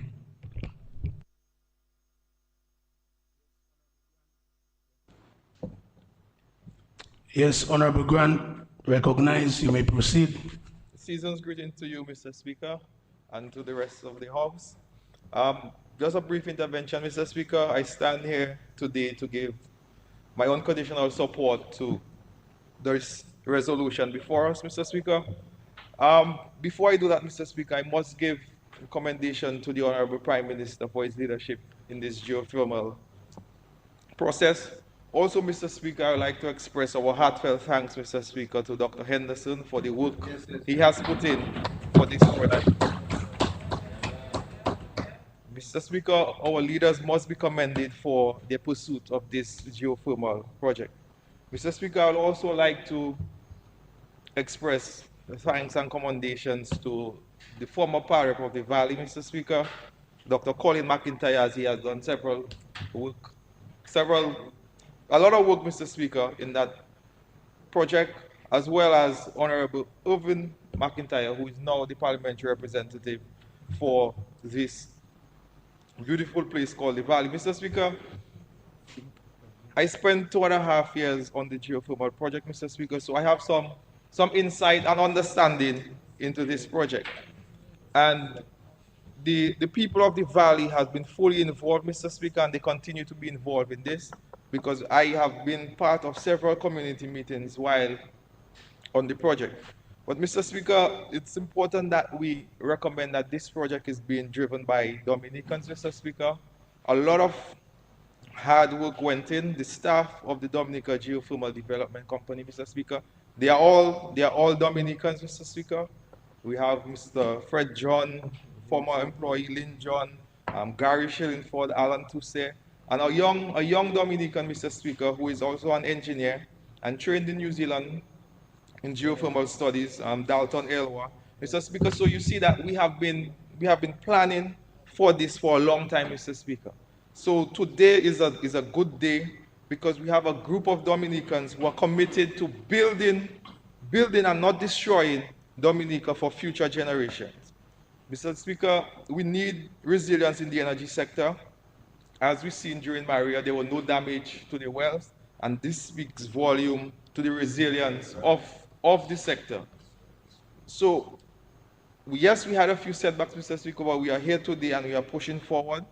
We know that energy security is going to be key for the international airport, Mr. Speaker, and I am too very much happy that this geothermal is on stream. Mr. Speaker, I will not go into the whether it's a loan or guarantee because I think my colleagues explained that clearly, and the opposition got a very good lesson in Finance 101. Mr. Speaker, I just hope that they took some notes. Mr. Speaker, we heard of OMAT, and sometimes it's important that the Dominican public understands that this is an American company. This company is traded on the New York Stock Exchange, Mr. Speaker. And what it speaks volume, Mr. Speaker, not just of the government, but of the country and where the country is now, Mr. Speaker, that you have an American company willing to invest its money in a small island developing state, Mr. Speaker. And this is what we should be singing from the opposition side, Mr. Speaker, because this is commendable, not because I'm part of the government, Mr. Speaker, but because I'm a Dominican, Mr. Speaker, and I'm proud to be part of this government at this time. Mr. Speaker, had we gone through the CBI, we would have heard criticisms. Had we did a commercial loan, Mr. Speaker, the opposition would have come here and criticized. It is sad that after all these years of investing in our people, I would not say non-productive sector, Mr. Speaker, it's investment in our people, our housing, our education, and Mr. Speaker, at the last sitting, it would be in the hands that Senator Parrish should go back and check the notes. I remind the Senator about empathy, Mr. Speaker. And when we see our Dominican brothers and sisters benefiting, whether through education, whether through housing, whether through the NEP, Mr. Speaker, we must not be upset about this, Mr. Speaker. We are not all equal. We don't have all means. All of us did not go to school. I have a mortgage, Mr. Speaker. I had a student loan. Some of us were not fortunate enough to have those things, Mr. Speaker. So we should not be criticizing it as non-productive sector, Mr. Speaker. Mr. Speaker, they often ask where is the money and it should be used elsewhere. We have seen the investment in Dominicans because I know, Mr. Speaker, Senator Parrish would be very upset that our money is going to foreigners and not local contractors. And where are we not investing in our local contractors, Mr. Speaker? Mr. Speaker, I believe that this geothermal spells well for our country.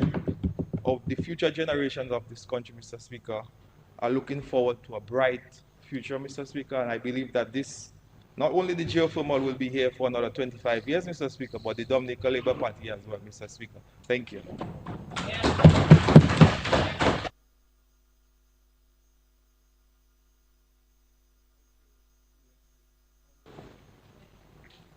Thank you. Yes, Thank you. Honorable. I should call you Doctor because it's geothermal now. Dr. Vincent Anderson.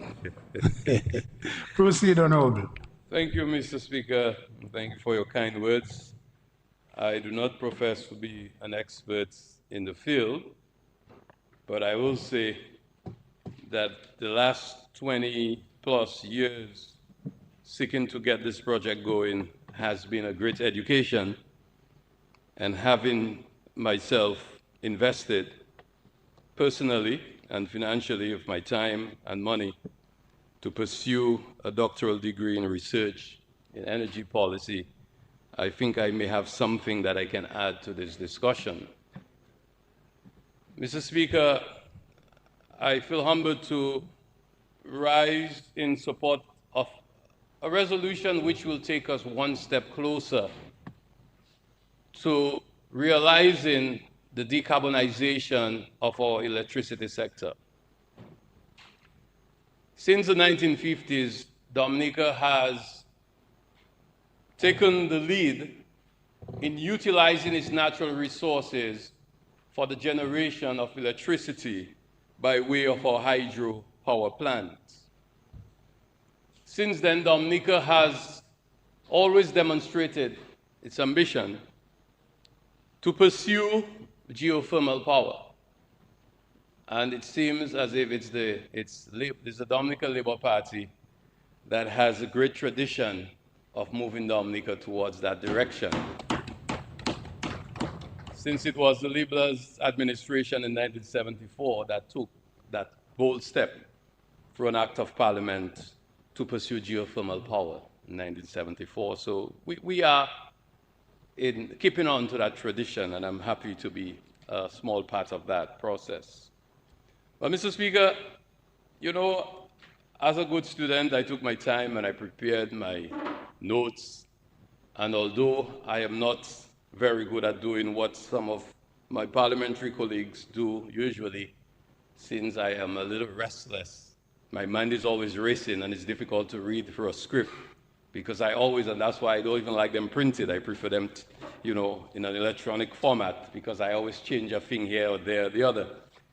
But I'm struggling. I've been listening to the comments this morning, and definitely will not be able to go to those profound words that I prepared to share with the Parliament and with the public.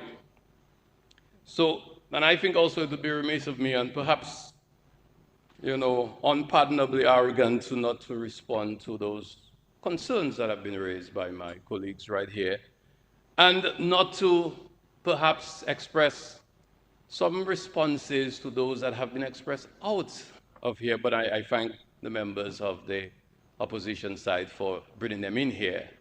And, Senator Paris, I do apologize for my outburst, albeit an aside, because I think you're a gentleman that I think, you have a long way to go. And seeking to import into the Parliament some of the absurdities that have been expressed out there is a bit unfortunate. So I'll give you a little lesson on that. In 2002, as a gentleman who was once a member of the Dominica Labour Party cabinet, who excluded himself voluntarily because he felt that we were not prepared to protect the whales. And that same gentleman introduced me to a company out of Canada. I don't remember which province. But they call themselves the United Networks of the Eastern Caribbean. And their objective was to develop geothermal energy throughout the Caribbean. And I remember meeting with that gentleman at the Fort Young Hotel right around the corner. And at another occasion, somewhere in Castle Comfort or Beaubois, up in the bush there, where there was once some sort of eco facility. And he was anxious for us to pursue geothermal energy. He was so convinced he wanted us to sign an agreement with UNEC, they were called. But I did some quick research. By the time we didn't have nice internet like we have today, but I still was able to do some quick check. And I remember asking the guys, and by the way, I was a little boy, that time. I was never 30 yet. I was green. I just come in the thing. So I didn't know much. But I started asking questions, and there was another young man from Vickers who was with me at one of those meetings, and he was a member of parliament for that constituency. And we asked a simple question.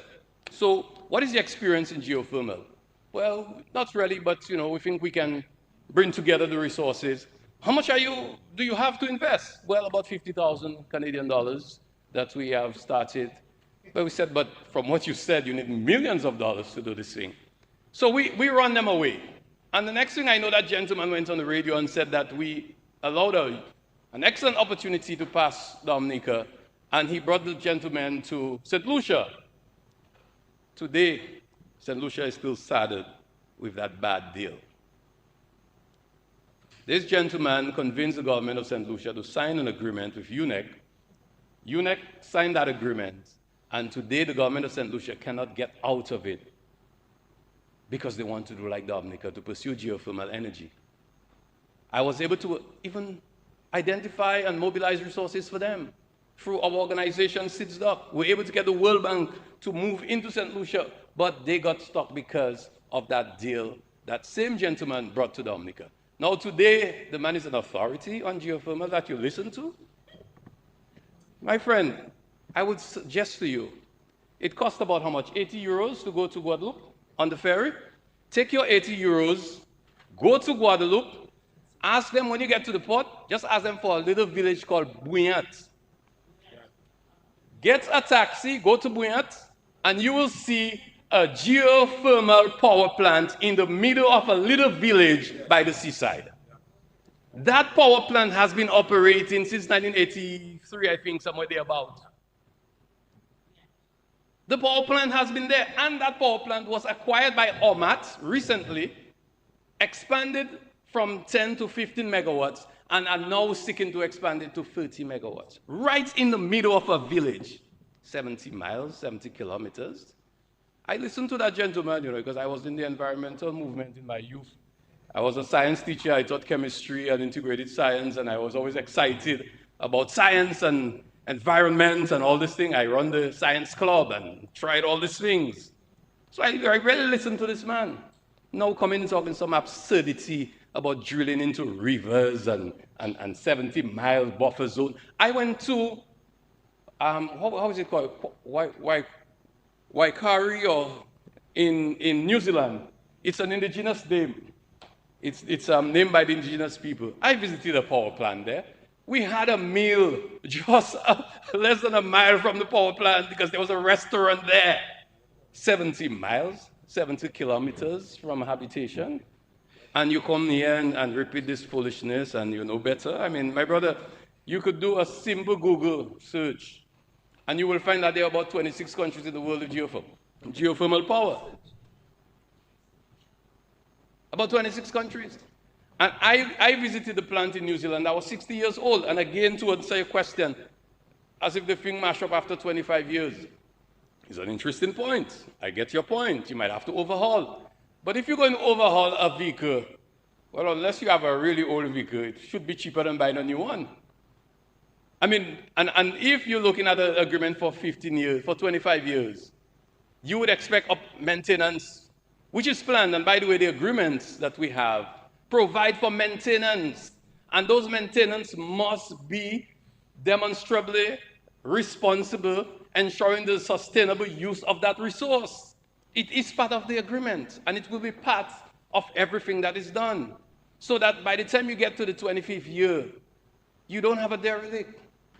You have something that is functioning. Now, it is also in the interest of OMAT, as a publicly listed and traded company in the New York Stock Exchange, to ensure that they guard their own reputation. So that they must maximize their profit, yes, not unfettered. It is regulated because we have one of the few regulators for electricity in the entire Caribbean.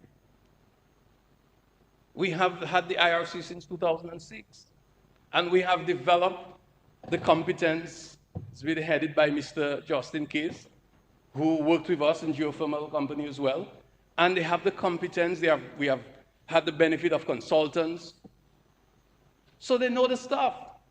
So we are able to regulate the company in the sale of power. But I will speak to that a little. So OMAT, unlike what I know, Mr. Speaker, you're not supposed to bring in people who are not in Parliament into the debate. But if a man is a public figure, he leads a political party, I should be able to call his name, eh? But I don't need to call his name. But let's say he's the leader of the UWP. Mr. Speaker, when, a gentleman who works in a very troubled part of the world, and there's nothing wrong with that. I think, nothing wrong with that. But rather than staying in Dominican seeking to solve the problems, you're not even checking to find out. A little Google search, you might say, according to a partner of mine, I end up meeting some fellas in Dubai somewhere, and I tell the government to let them fellas build the plant. That's what the man said. Total irresponsible. OMAT is a company that has 190 power plants, built 190 power plants around the world, some of which they own. And you didn't have to go far. Bouillant's right there next door. Bouillant. Just in Guadeloupe there. You could have gone and find that out. And to say that we just picked up a company to build, and to even trying to impute improper motives. The man say, I have interest with boy, them fellas give me something. But I'm used to that. They had said that before. They said that before, no power plant ever built. They said I gave, what's that place, Sufuya to West Indies Power. Yes, I was the architect of the agreement, and I'm proud of it, because we ensured that if they had not performed in 2 years, the agreement would have been terminated and they would vacate, which happened, and they vacated. I had no deal, no interest. I have been pursuing this thing. I've been leading Dominica's negotiations since 2012. I have negotiated with so many different companies, and I have also negotiated as a consultant on a private company with governments for geothermal development. I don't have an interest in this. My only interest is that I'm confident that this is the best thing for the Dominican people. That we can ensure that we can reduce the cost of electricity. And then people argue, but what about all the investments you've made and the government has invested? And it's not hundreds of millions. It's 55 million US dollars, of which 50% was grants. That is what we've done. But I'll tell you something. The United States government to date has invested over 6 billion US dollars in nuclear fusion research. You know what nuclear fusion is? I see my teacher there. So good to see you, doctor. Nuclear fusion, and I know the speaker himself is a scientist, he knows about these things. And if my former student, former Senator Esprit was there, he would be very excited and elated, and I know so is Senator Edwards. But nuclear fusion is a way of, with the technology, ensuring that you can go, not like splitting the atom, but causing the fusion of atomic particles through some very complicated scientific process. And when that happens, energy is created, and that energy can be used to generate power. The United States government is investing $6.2 billion to date in this. They're not going to ask for their money back, but they will have developed the technology. Similarly, the government has invested in developing geothermal energy to ensure that the consumers get the best deal, not to make money. So the return on investment, is not really the primary goal of the government, but to ensure that the consumers can get the best possible deal. That is what we're after. Because once we ensure, we can make a return, We can put a royalty on the use of the resource, because the law states that any geothermal power belongs to the state. So it means that even if it's in your yard and you go and you drill it, you still have to pay the state a royalty because the resource belongs to the state. It is just the same principle under the Mines of Minerals Act. It's the same thing that governs the geothermal steam. But we are not in the business of making money out of this project. We're in the business of ensuring that we can pass the benefit to the consumers. But how do we pass the benefit to the consumers? So just to explain how this works. So on December 5th, the government of Dominica signed an agreement with the Dominica Geothermal Power 2023 Limited, the Geothermal Power Company of Dominica 2023, which is a subsidiary of OMAT, Technologies Incorporated of Nevada, the United States. And Nevada is where you'll find most of the geothermal power plants in the United States. So we signed that agreement in Dubai at the margins of COP28, the Conference of the Parties of the United Nations Framework Convention on Climate Change. And basically that agreement was, well, there are two parts of the agreement. One, there was a concession agreement. The concession agreement is what gives OMAT, or the Dominica Geothermal Power Company, the right, 2023, the right to explore the resource and to construct a power plant, to operate and maintain that plant for a period of 25 years. A concession agreement will have, on one hand, obligations, and on the other hand, the rights of the concessionaire and the grantor. In the case, the grantor is the government of Dominica. So the government of Dominica is the one giving that concession. The government of Dominica owns all the wells, all the land. We are not transferring those to the company. We are allowing them to utilize those assets. These assets belong to the state, and they will always remain in the ownership of the state. Most, well, not most, but rather not just most, all of which were acquired through state resources, CBI money, in other words, and the rest in grant funding. So those assets will be utilized by the geothermal company to produce energy.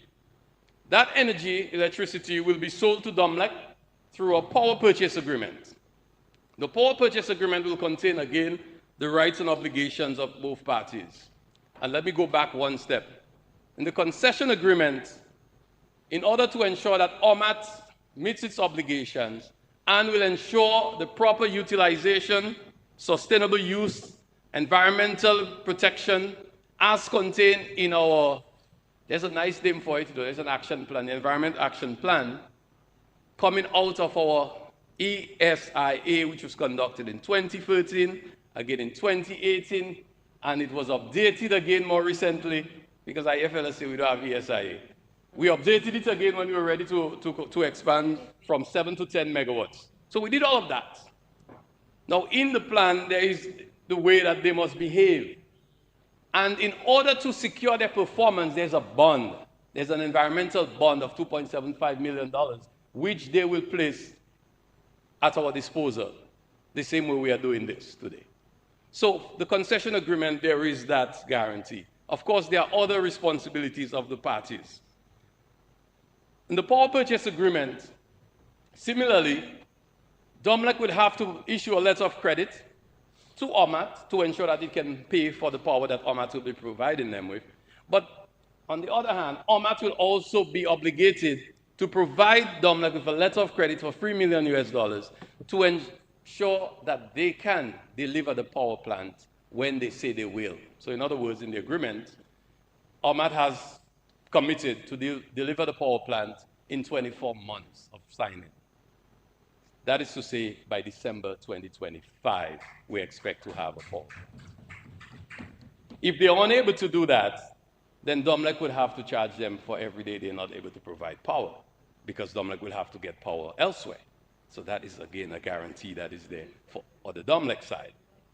So that is the power purchase agreement. And in the power purchase agreement, which has to be approved by the IRC, the Independent Regulatory Commission on Electricity, they have vetted the agreement, they are satisfied with it, and they will be the ones responsible for enforcing it.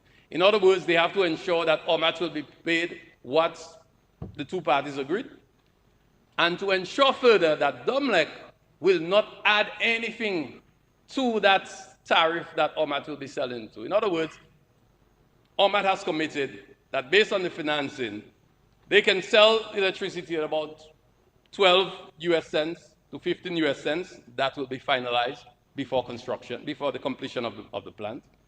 Once that is sold to DOMLEC, DOMLEC cannot add anything to it except the usual cost of getting your power to you. Now, there's a big debate as to how much people are going to benefit. That is a big question. I am not going to get into the specifics of that, because I think that is a matter that DOMLEC would have, and the IRC would have to pronounce on at some appropriate time. But just to say this, in addition to the power purchase agreement, we also signed a financing agreement. The financing agreement really speaks to the commitments of both parties, the government of Dominica and OMAT on the other hand, on how we are going to construct the power plant.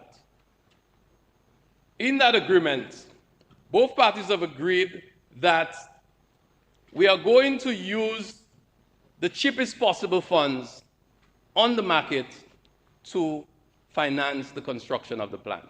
So that OMAT will be putting forward $14 million of equity, that is their money, and the other $53 million, they will go get it at concessional rates. We have already started discussions with the Caribbean Development Bank where there is a special facility from the Green Climate Fund of $60 million, and Dominica has been allocated, one would say, earmarked for Dominica, $30 million. Those funds will be made available at about 2.5% interest rate with the grace period and a repayment period that will help to ensure that we can have the lowest possible cost of electricity. In addition to the facility at the CDB, we have access to another, I'm not sure, between 10 and 15 million US dollars at the CARICOM Development Fund on similar terms and conditions as the CDB. And the CDB has also indicated that they have more funds that we can access if necessary to ensure that the full financing of the power plant, although being constructed by OMAT, not a burden to the state, and I should take my time to say that, it will not be at any cost to the government of Dominica because these are all project funds. The responsibility of the government in that financing agreement is to ensure that we can help to identify concessional financing, which is already an obligation, but it's in our interest. Because if they get cheaper money, it means that the consumers get the lowest possible tariff.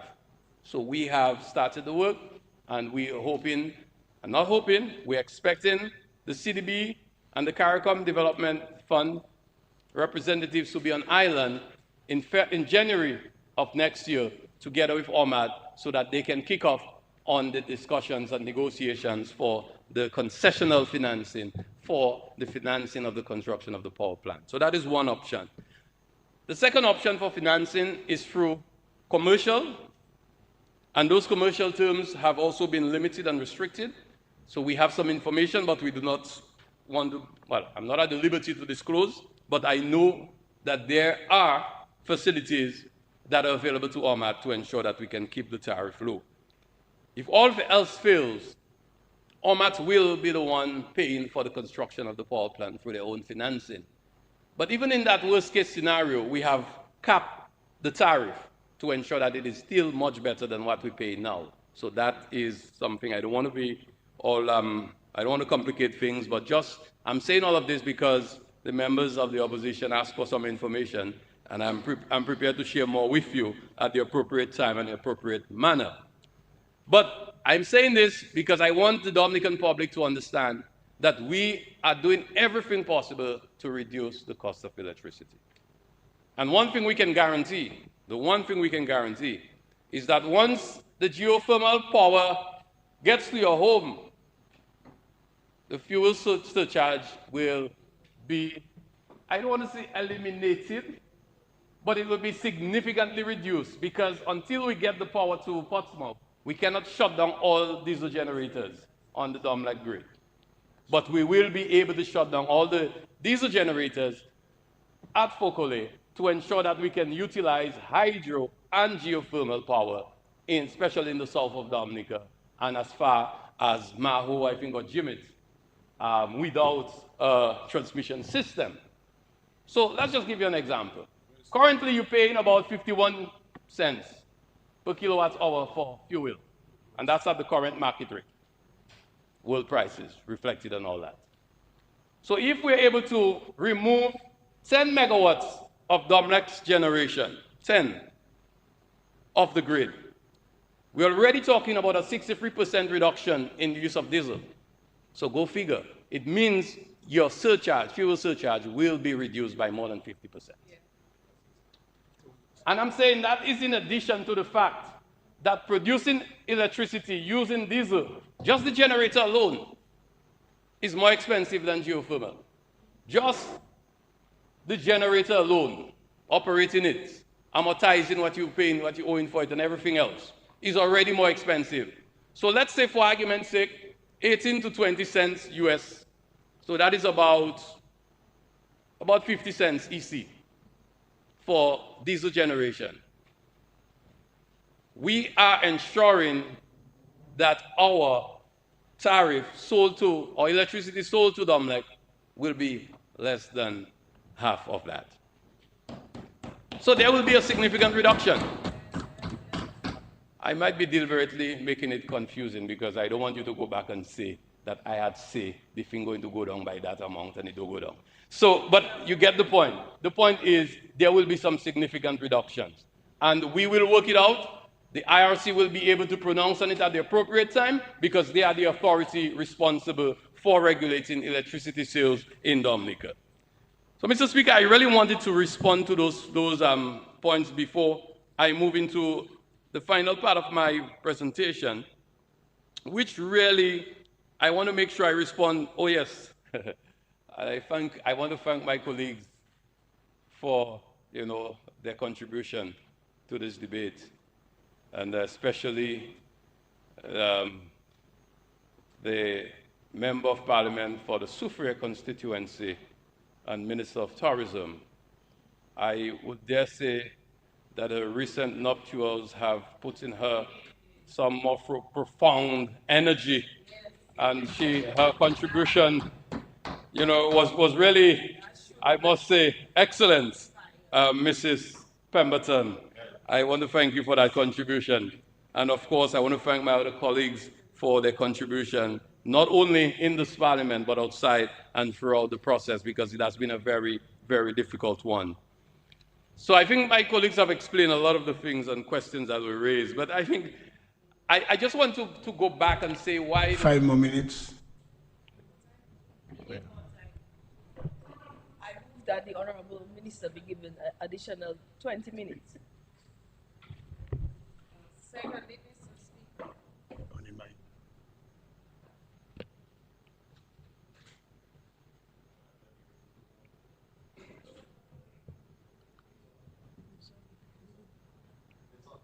Seconded, Mr. Speaker. It has been moved and seconded that the Honourable Minister be given an additional 20 minutes. Those in favour? Those against? The ayes have it. You are given an additional 20 minutes, Honourable Minister.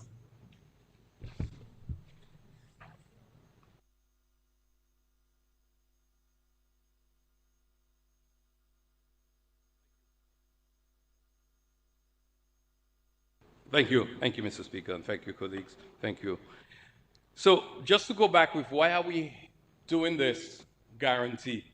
And I've heard the comments again in and out about what exactly is this. So let me just explain what this is and how we got there.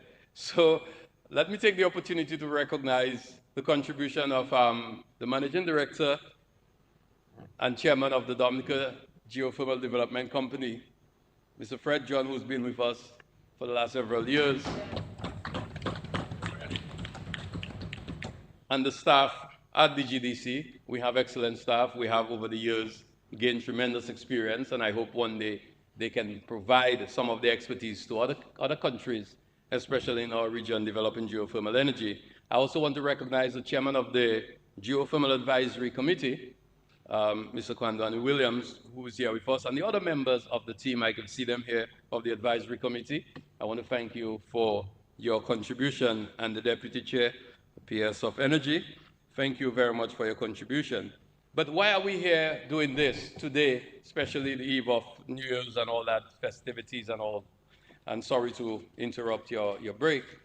But we are doing this for two main reasons. But I'll explain first why we found ourselves needing to do this. When OMATS tendered on the project, on the geothermal development project, which at the time was being pursued by a consortium of French companies and the DGDC, OMAT won the bid. They had the best tender. And As you're aware, our French partners walked away from the deal for several reasons, which I will not get into at this time. And we found ourselves in a very difficult position, seeking to move the process forward. We approached Ormat and said to them, since you won the bid, and I should say the World Bank also agreed with that and recommended that we approach Ormat to be developers of this project. So when we started the discussion, we said to them, we really don't have time.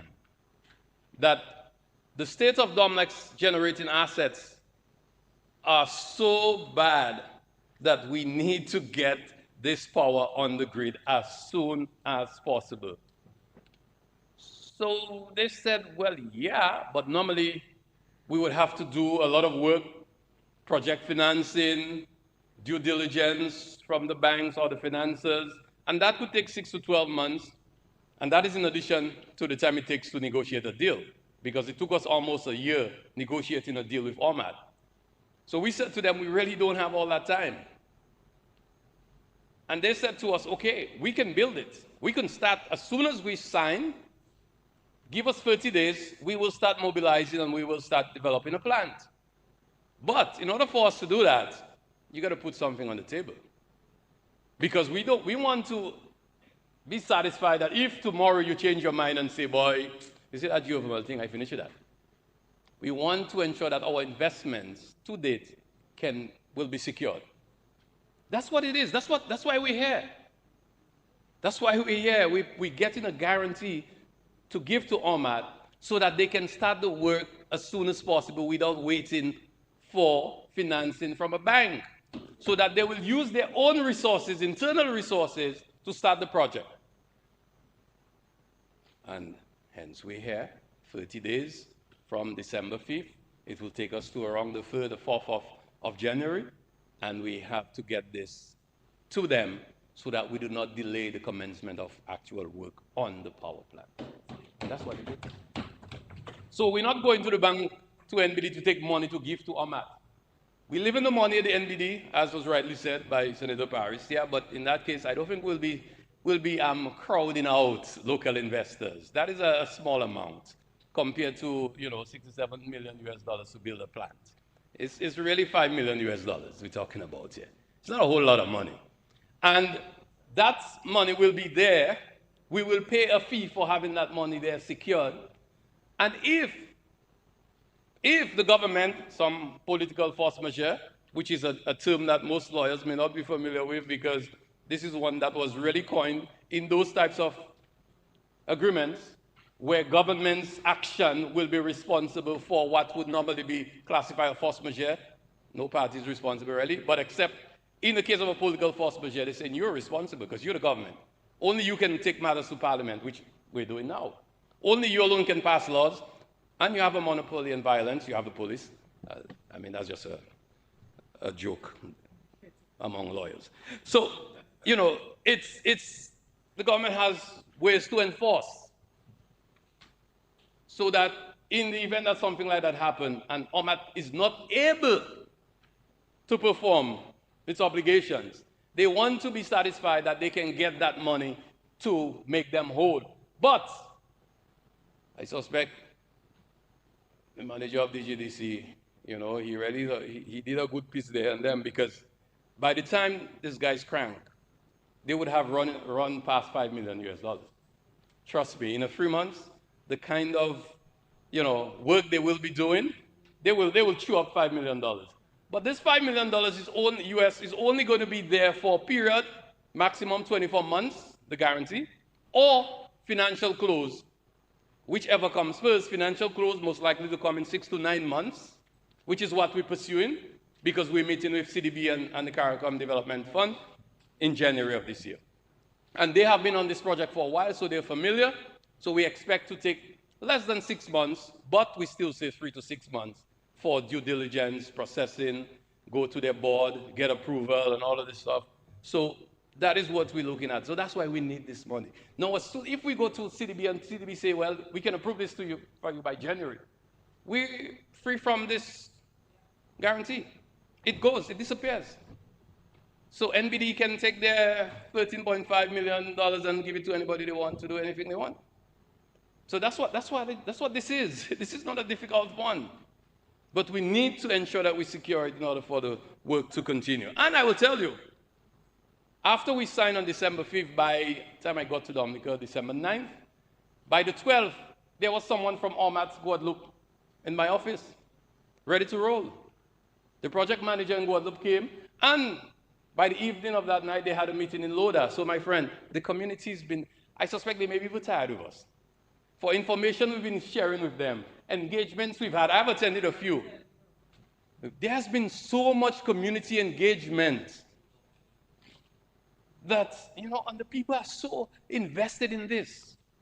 I don't know why some people living far away from Loda want to frighten the people. The people have come to terms with the fact that this is going to happen there for them. And we have even negotiated a package for them that we haven't told them about yet, because we feel that the community needs to be,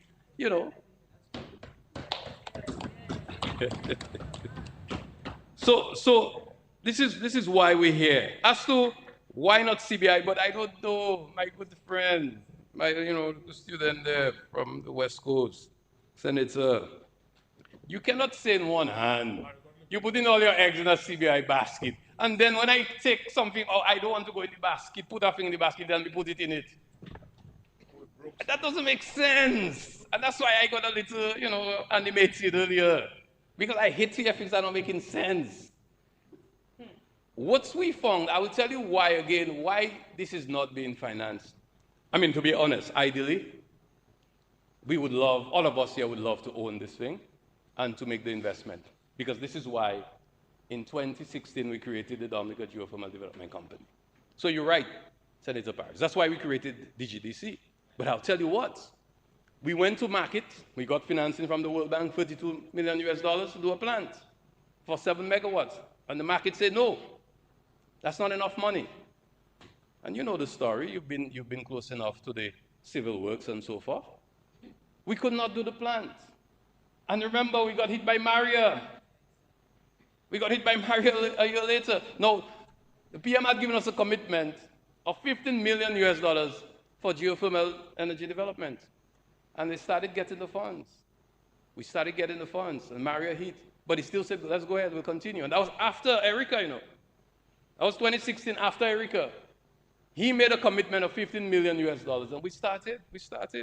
So PM has always been given the leadership, Prime Minister Skerry has been given the leadership, the support, and has always been willing to put CBI money in this. So much so that we started discussions with a company out of Iceland before to do a plant. It was a steam plant. But we felt, boy, Dominica, the nature isle, we cannot have a steam plant. The Minister of Tourism will not be happy with us. And our biggest tourism asset in the valley there, we can't mess it up. So we decided we had to get a binary plant. But we found out that a binary plant was more than twice what it would have cost to do a steam plant. So we could have done a steam plant and finished with that thing a long time. Cheap. But we decided to go a closed-loop system with a binary system, and hence the need for reinjection wells, which is again more expensive. But the long term, it's better for the resource and the environment and for the people of Dominica. So sorry, we cannot put all the eggs in one basket. Okay, but I don't know what that means. Anyway, let me move on. We also found ourselves in a situation where we found out, because we are going to have 10 megawatts of energy coming out, electricity coming out of Loda from our power plant, and about 4 to 6 megawatts from hydro, our transmission system cannot support that. They're too small. And that's the other thing, I mean, they just work with us there. There are a lot of things the country needed, since we came in office. I mean, you need road, I'm not a partner, listen, I'm not like a certain leader of your party that used to be. I don't take people's words. I say man thing, leave the man thing alone. That's not my thing. But the truth is, the truth is,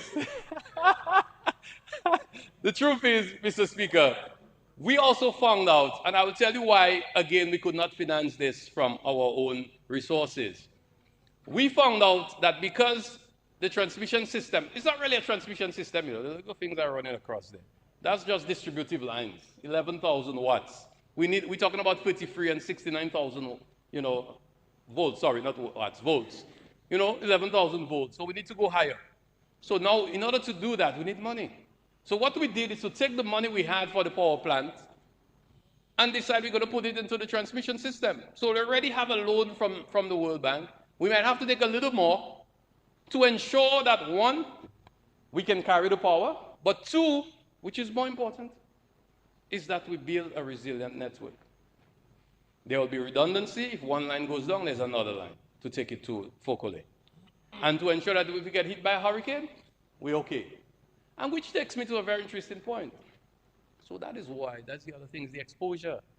The debt exposure will be too high to add to what we're already doing. And as I've already expressed here, that in order for us to truly develop Dominica, we have to take that power to Portsmouth. We have to reach Sugarloaf. And then we have to reach Marigot at the airport. Well, not Marigot, but wherever the airport is, Wesley, Grant, we have to move. So in order to make those investments, we cannot now invest in the power plant, which would have been the ideal. But because of the other commitments of the state, we must be able to be wise in managing our finances and the fiscal health of the country. So we found ourselves having to make that partnership with OMAT to ensure that we can get this power. Now, the other thing about OMAT taking over Domlec and all of this thing, I don't know about that, but I don't know where that's coming from. And we just bought the thing. We just bought the power plant, Domlec. But what we recognize from since earlier is that there will be implications for Domlec staffing. So I understand the concerns. And that's why very early we had discussions with the generation manager looking at how we can retool, retrain some of the operators of the diesel plants, and to ensure that they could possibly get engaged at the geothermal power plant. So that is a discussion we had very early. The truth is, I hate to say disruptive. This is not really disruptive technology as we use it, but there are always consequences. As a responsible government, we will ensure that we deal with the possible fallout that Domlec could possibly have.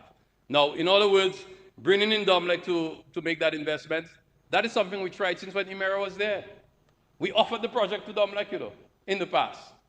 Then we offered operation and maintenance to Domlec a second time, and Domlec was not prepared to do that. So these are discussions that we have already put on the table. I don't think we are not that irresponsible to just go ahead and do stuff. Now, so the risk we're guaranteeing, I would take it that has been responded to. What will be the cost to Domlec? Again, Domlec we'll have to continue to engage Domlec. Now that we have the majority shares, we're in the driver's seat, so therefore that should make it easier. And essentially, it's not everything I can respond to based on the questions that were asked, but I've tried my best to provide to you, the members of the opposition, and to the Dominican public, because I know there's been some questions out there, as much as I could. But I just want to say, to give the assurance, that this was not an easy process. We had the benefit of international consultants, and I honestly don't think they get better than that, because I have been out there for long enough. I know what's out there. We had legal counsel. In the early days, we had Proskauer from New York. Then we went to Holland and Knights from New York. These are guys who charge you $1,200 per hour, who were able to bring their rates down as low as $600, $800, and to ensure that these were the days when we were funded by the Clinton Climate Initiative and SIDSDOC and other parties that were able to assist us. Then we move on. We had Jacobs New Zealand. And Jacobs New Zealand, a premier geothermal consultancy firm, they provided support to us at the early days as well. And then we move on to IZOR from Iceland. IZOR, again, they are the guys who not created geothermal. Geothermal started in Italy in 1907, but they have been the world leaders in geothermal energy development, providing consultancy services throughout the world. We had the benefit of IZOR. We had the benefit of STEAM out of Italy, another consultancy that provided support and services to us. We had BRG And we've had so many consultants from all over the world providing support to us to ensure that we can get the technology right, the science right, and we can negotiate the best possible deal. In the final run, we were able to get support from the government of the United States of America through the State Department. They were able to provide consultants from one of the international consulting firms that they were able to provide us with transaction support so that they can help in negotiating the terms of the agreement with ORMAT.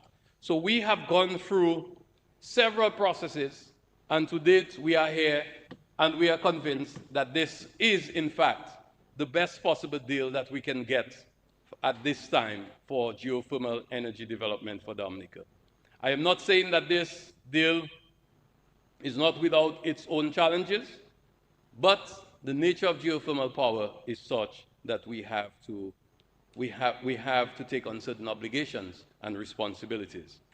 I wanted to add earlier that in addition to the geothermal power plant, the transmission system, we are also constructing or installing a 5-megawatt battery energy storage system, the best, and we're hoping to see work begin next year.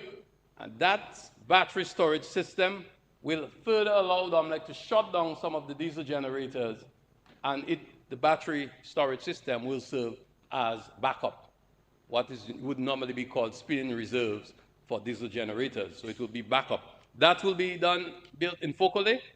We are also negotiating a similar arrangement for Sugarloaf, where another 5-megawatt battery storage system will be installed, again to help in the north to ensure that we can shut down more diesel generators. The more diesel generators we're able to shut down, the more we can reduce the fuel surcharge to the point that eventually we will eliminate it. Mr. Speaker, finally, we went to COP28 in Dubai, and governments from throughout the world, all the UN member states, and other members that are signatories to the UNFCCC, committed to triple the output of renewable energy by 2030. Triple. That's a tall order. Fortunately for us in Dominica, we will be able to do better than that. We can, if we are determined, provide all our electricity demand for use of renewable energy. And then the debate, why not solar, why not wind? And I even forgot that one because I'm tired of hearing that debate. You need 6 to 8 acres of land to put 1 megawatt of solar. 1 megawatt. Now, anybody around there who has 6 to 8 acres that you can send me to build a nice solar plant that you don't need to plant food, you don't need to build a house, you don't need for agriculture, I'll take it. And it will not be too costly for excavation, access. It will not be too difficult to make sure that it's resilient. And you can provide me with an insurance company that's willing to insure it for me if I get a category 4. I don't even go in 5. Because it's 100 miles per hour wind that they design those things for. So anytime you're above that, that thing mash up. You have to make up your mind unless you have some very expensive way of protecting it. So solar is not bad on its own, but you cannot depend on solar power. And especially, why should a country with an abundance of geothermal power that has been proven $55 million later, tell me you're going to depend on putting solar panels throughout a country that's a nature isle with very limited usable land? Dominica big. It's bigger than all the other islands in the windwards, but they hang out a lot of usable land. So if you count in mountains, valleys, that is okay, you know. But you don't get in sun in valleys like that, you know. And on mountain, you know, wind like to take your thing and fly it. Now, we can talk about wind. Wind is fine too. So I'm just saying that we should not have them. But they cannot be the foundation of your energy system to develop a country. 2 more minutes. I think I need another 10 minutes. Mr. Speaker, I move that the Honorable Minister be given additional 10 minutes. Seconded, Mr. Speaker. It has been moved and seconded that the Honorable Minister be given an additional 10 minutes. Those in favor? Those against? The ayes have it.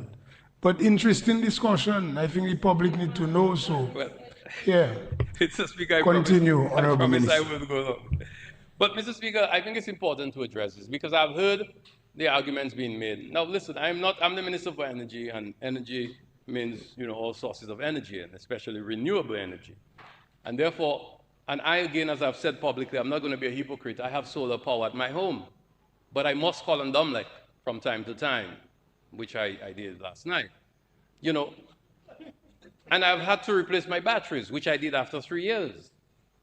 And that was costly and painful. And I still was reading the performance the other day, and they're already down by 25%.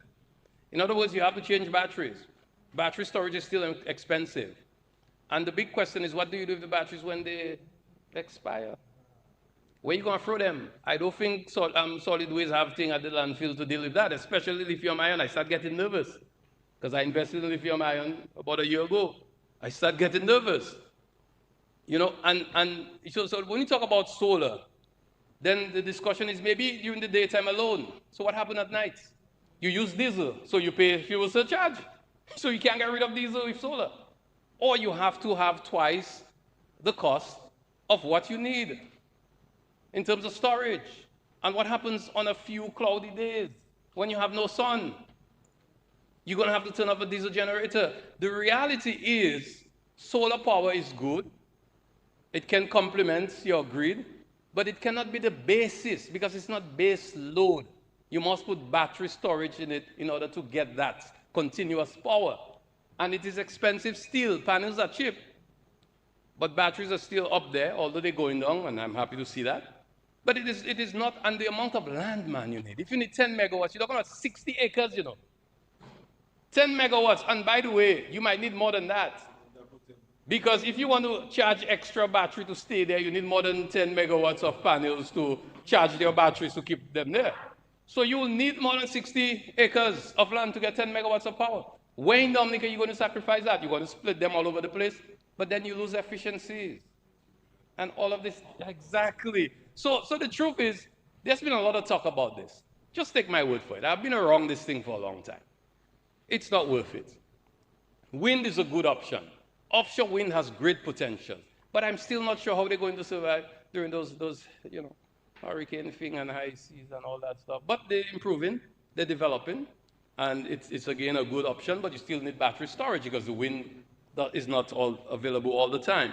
So really and truly, this whole discussion about wind and solar, we need to get this out of our minds. Even hydro has a challenge because of climate change, droughts, not reliable. And therefore, we have a give that keeps on giving. That's what geothermal is, The steam, if you maintain it properly, will keep going. And you can have it for 60 years. So the 25 years Senator Parry spoke about, yeah, that's one thing on the equipment side, but if you maintain it properly, you can extend that. So we have to talk about this, and we need to ensure what we should be focused on right now. How do we get this right? Because one of the truthful things I heard one of the critics said is that it takes you about 6 to 7 years to study the reservoir once you put the plant, which is true. And this is why we have to take on certain obligations, during the first 6 years. But once you've passed that period and you've observed and studied the resource, then you get a good run because you know how it will behave over time. And this is why perhaps it's even better to have a private investor, private developer, take it on the first few years so that they would also share in the risk during that period of time and to ensure that the consumers are not placed in a difficult position. But these are some of the challenges that we face with, and these are some of the things that we've done. So, Mr. Speaker, once we get this going, and I will say also our agreements also provide for expansion, and we expect within a few years, once we have the first 10 megawatts, we can start talking about another 5 megawatts, another 10 megawatts, or 20. And the good thing about it, once you do the first 10, the incremental cost will go down. per unit cost. There will be more familiarity. The trucks would have gone up there. They would have installed these huge systems so they know the risk. A developer cannot now charge you for that risk because now they are more familiar with the area, so the unit cost will go down. The true benefit is once we reach 20 megawatts, we start talking, per unit, you may have some gains. As it is now, it's still a challenge for us. And it is not, because we wish it that way, but because we have to do it incrementally. Once we have done that, we now have the opportunity for the expansion of new industries. And before we even talk about new industries, start talking about reducing the cost of our export product. The main export product, tourism. Tourism dollars. Once we start growing the tourism industry, we start talking greater demand for power. But if we can reduce the cost of power, we can have a better return for those who have invested in tourism facilities. So that is the opportunity. That is the opportunity to expand manufacturing, light manufacturing especially, agro-processing, so that we can reduce the cost of operation, make them more competitive, and ensure we can assist businesses in their operation as well as households. So these are important things for us. But in addition to that, we can start talking about other things we can do, create new opportunities. We can invite companies to invest, to do business here, storage for, cloud storage. Then, of course, you can start talking about actual production of energy sources like green storage, green hydrogen, and ammonia. You can start talking about that. Once you can get this right. So this project is very important to Dominica, as we know it is important to ORMAT, as we know our friends from the United States government are providing support and would like to see this work. We also have the benefit of our partners like the United Kingdom over the years who've been there with us, consistently supporting us and ensuring that we can get to this stage. They will help us as we move forward to exploring the full options of the resource that we have, and especially the production of ammonia and green hydrogen. So, Mr. Speaker, I hope I have been able to cover, and I'm not sure if the member for the Suffolk constituency is satisfied that I have covered, because she assigned me to respond to some things, and I hope I have responded appropriately. And I'm not sure if Teacher Bonnie, the member for Castlebrooks constituency, is satisfied with my attempt at being a good teacher. So I would like to ensure that I have covered everything, and I would ensure that the Minister of Finance is no longer burdened with having to do any broad sweep in his final winding up, so that we can move quickly to getting this approved, have it gazetted, give effectiveness to the contracts, and to have work started as soon as the year begins. Mr. Speaker, I thank you.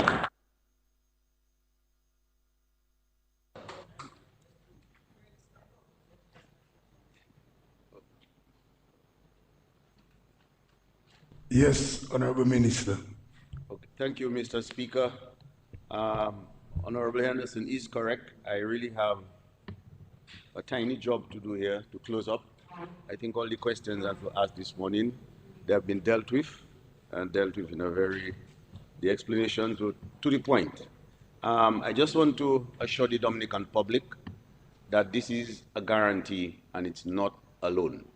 So to the listening public, you have to appreciate that fact it's a guarantee. Not only that it's a guarantee from our side, but also the OMAT is also, they have also to put a guarantee as well. Theirs is actually 5.75 million, and that is 3 million to DOMLEC if there is a delay in the commercial operations, and there's a 2.75 million to the government of Dominica if we need to do any repair regarding our environment.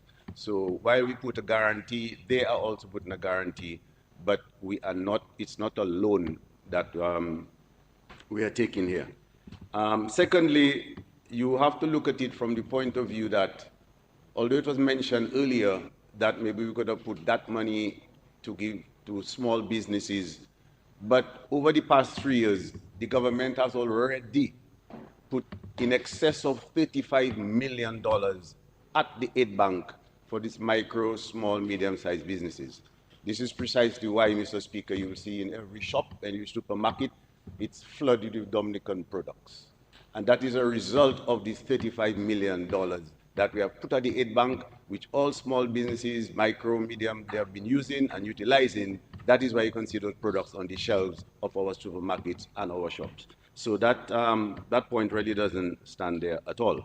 As regards to CBI funds, which was mentioned that we should use, even if we were to have used CBI funds, we would still have to come to Parliament to pass this resolution. Regardless whether it was a guarantee from NBD or from the CBI, we would still have to come here to pass this resolution in Parliament.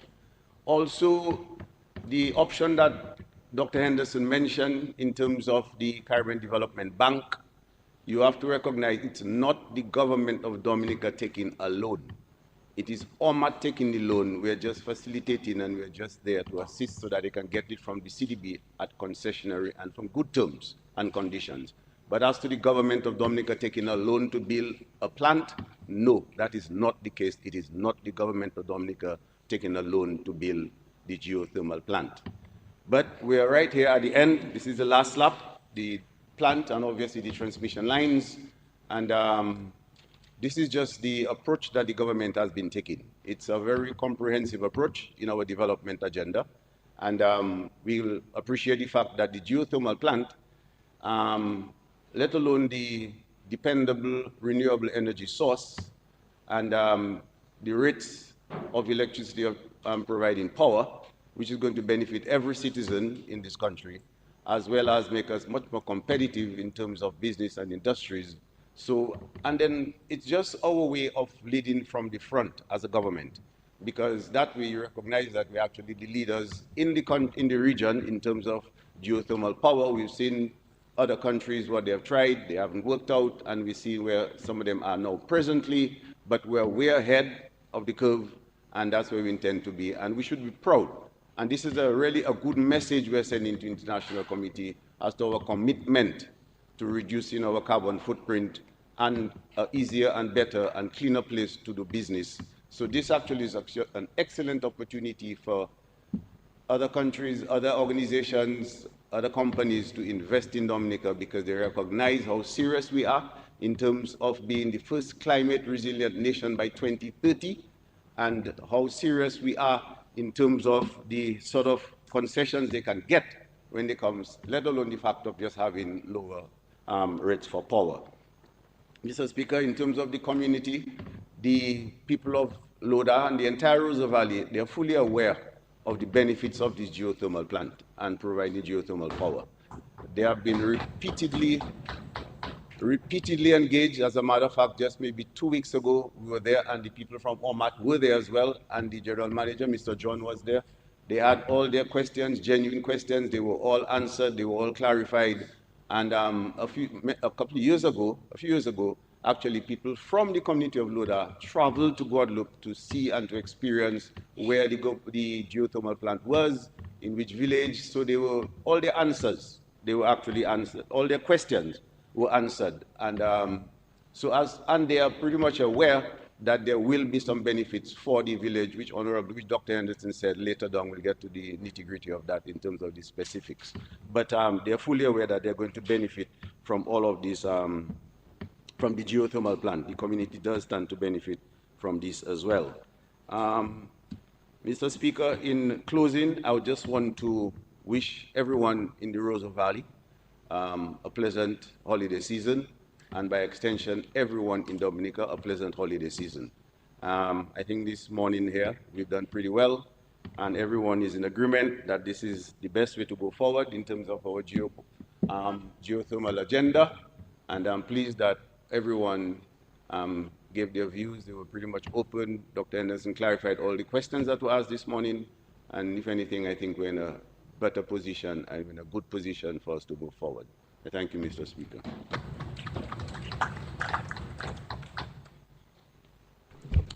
This concludes the debate on the motion, but I would just inform the House, I visited the Bouillard plant in Guadeloupe. So again, as I told members, when you come to the House, we have to really do our research, Yeah, so just, we, as members of parliament, you really, yes, you representing people, and that's why we have to be very, very responsible. Very. Maybe in 2010, 12, around there, as the CEO of the National Export Strategy, I visited because you don't want to just talk, you want to know. Yeah. Okay, great. I think we had a good session, so let's go to the resolution. I will now put the question. Be it resolved that in accordance with Section 37 of the Finance Administration Act, Chapter 6302 of the 2017 revised laws of the Commonwealth of Dominica, this Honorable House authorizes the Minister for Finance to obtain a bank guarantee from the National Bank of Dominica in the amount of $5 million United States dollars, or 13,500,000 Eastern Caribbean dollars, on the following terms to secure the commitments made in the project financing agreement between the Government of Dominica and the Geothermal Power Company of Dominica 2023 Limited for the construction of the geothermal plant as follows. Period, 2 years expiring no later than January 2nd, 2026. Commission, 2% upon issue and annually thereafter. And be it further resolved that in accordance with Section 3.1 of the Loans Act, Chapter 6405 of the 2017 revised laws of the Commonwealth of Dominica, this Honorable House authorizes the Minister for Finance to borrow any amount recovered or called in by the Geothermal Power Company of Dominica 2023 Limited, but not more than $5 million United States dollars or 13,500,000 Eastern Caribbean dollars on the following terms in the event of a cause for recovery or calling. Repayment period, 240 months. Interest rate, 5% per annum on the reducing balance. Grace period, 2 years on principal. Those in favor? Those against? The ayes have it. The motion has been approved.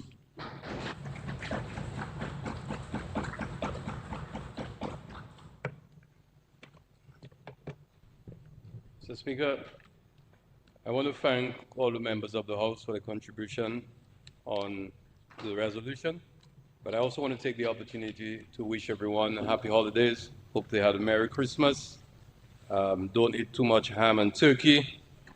And I wish everyone a productive 2024 as we continue to work hard to moving our country forward. Having said this, Mr. Speaker, I move that the House be adjourned. Sign or die. Mr. Speaker. I would like to take this opportunity also to wish all of you here in this Parliament and Dominica a healthy, most important, healthy, prosperous, and a happy 2024. It has been moved and seconded that the House be adjourned. Sign the die. Those in favor? Those against? The ayes have it. House is adjourned. Sign the die.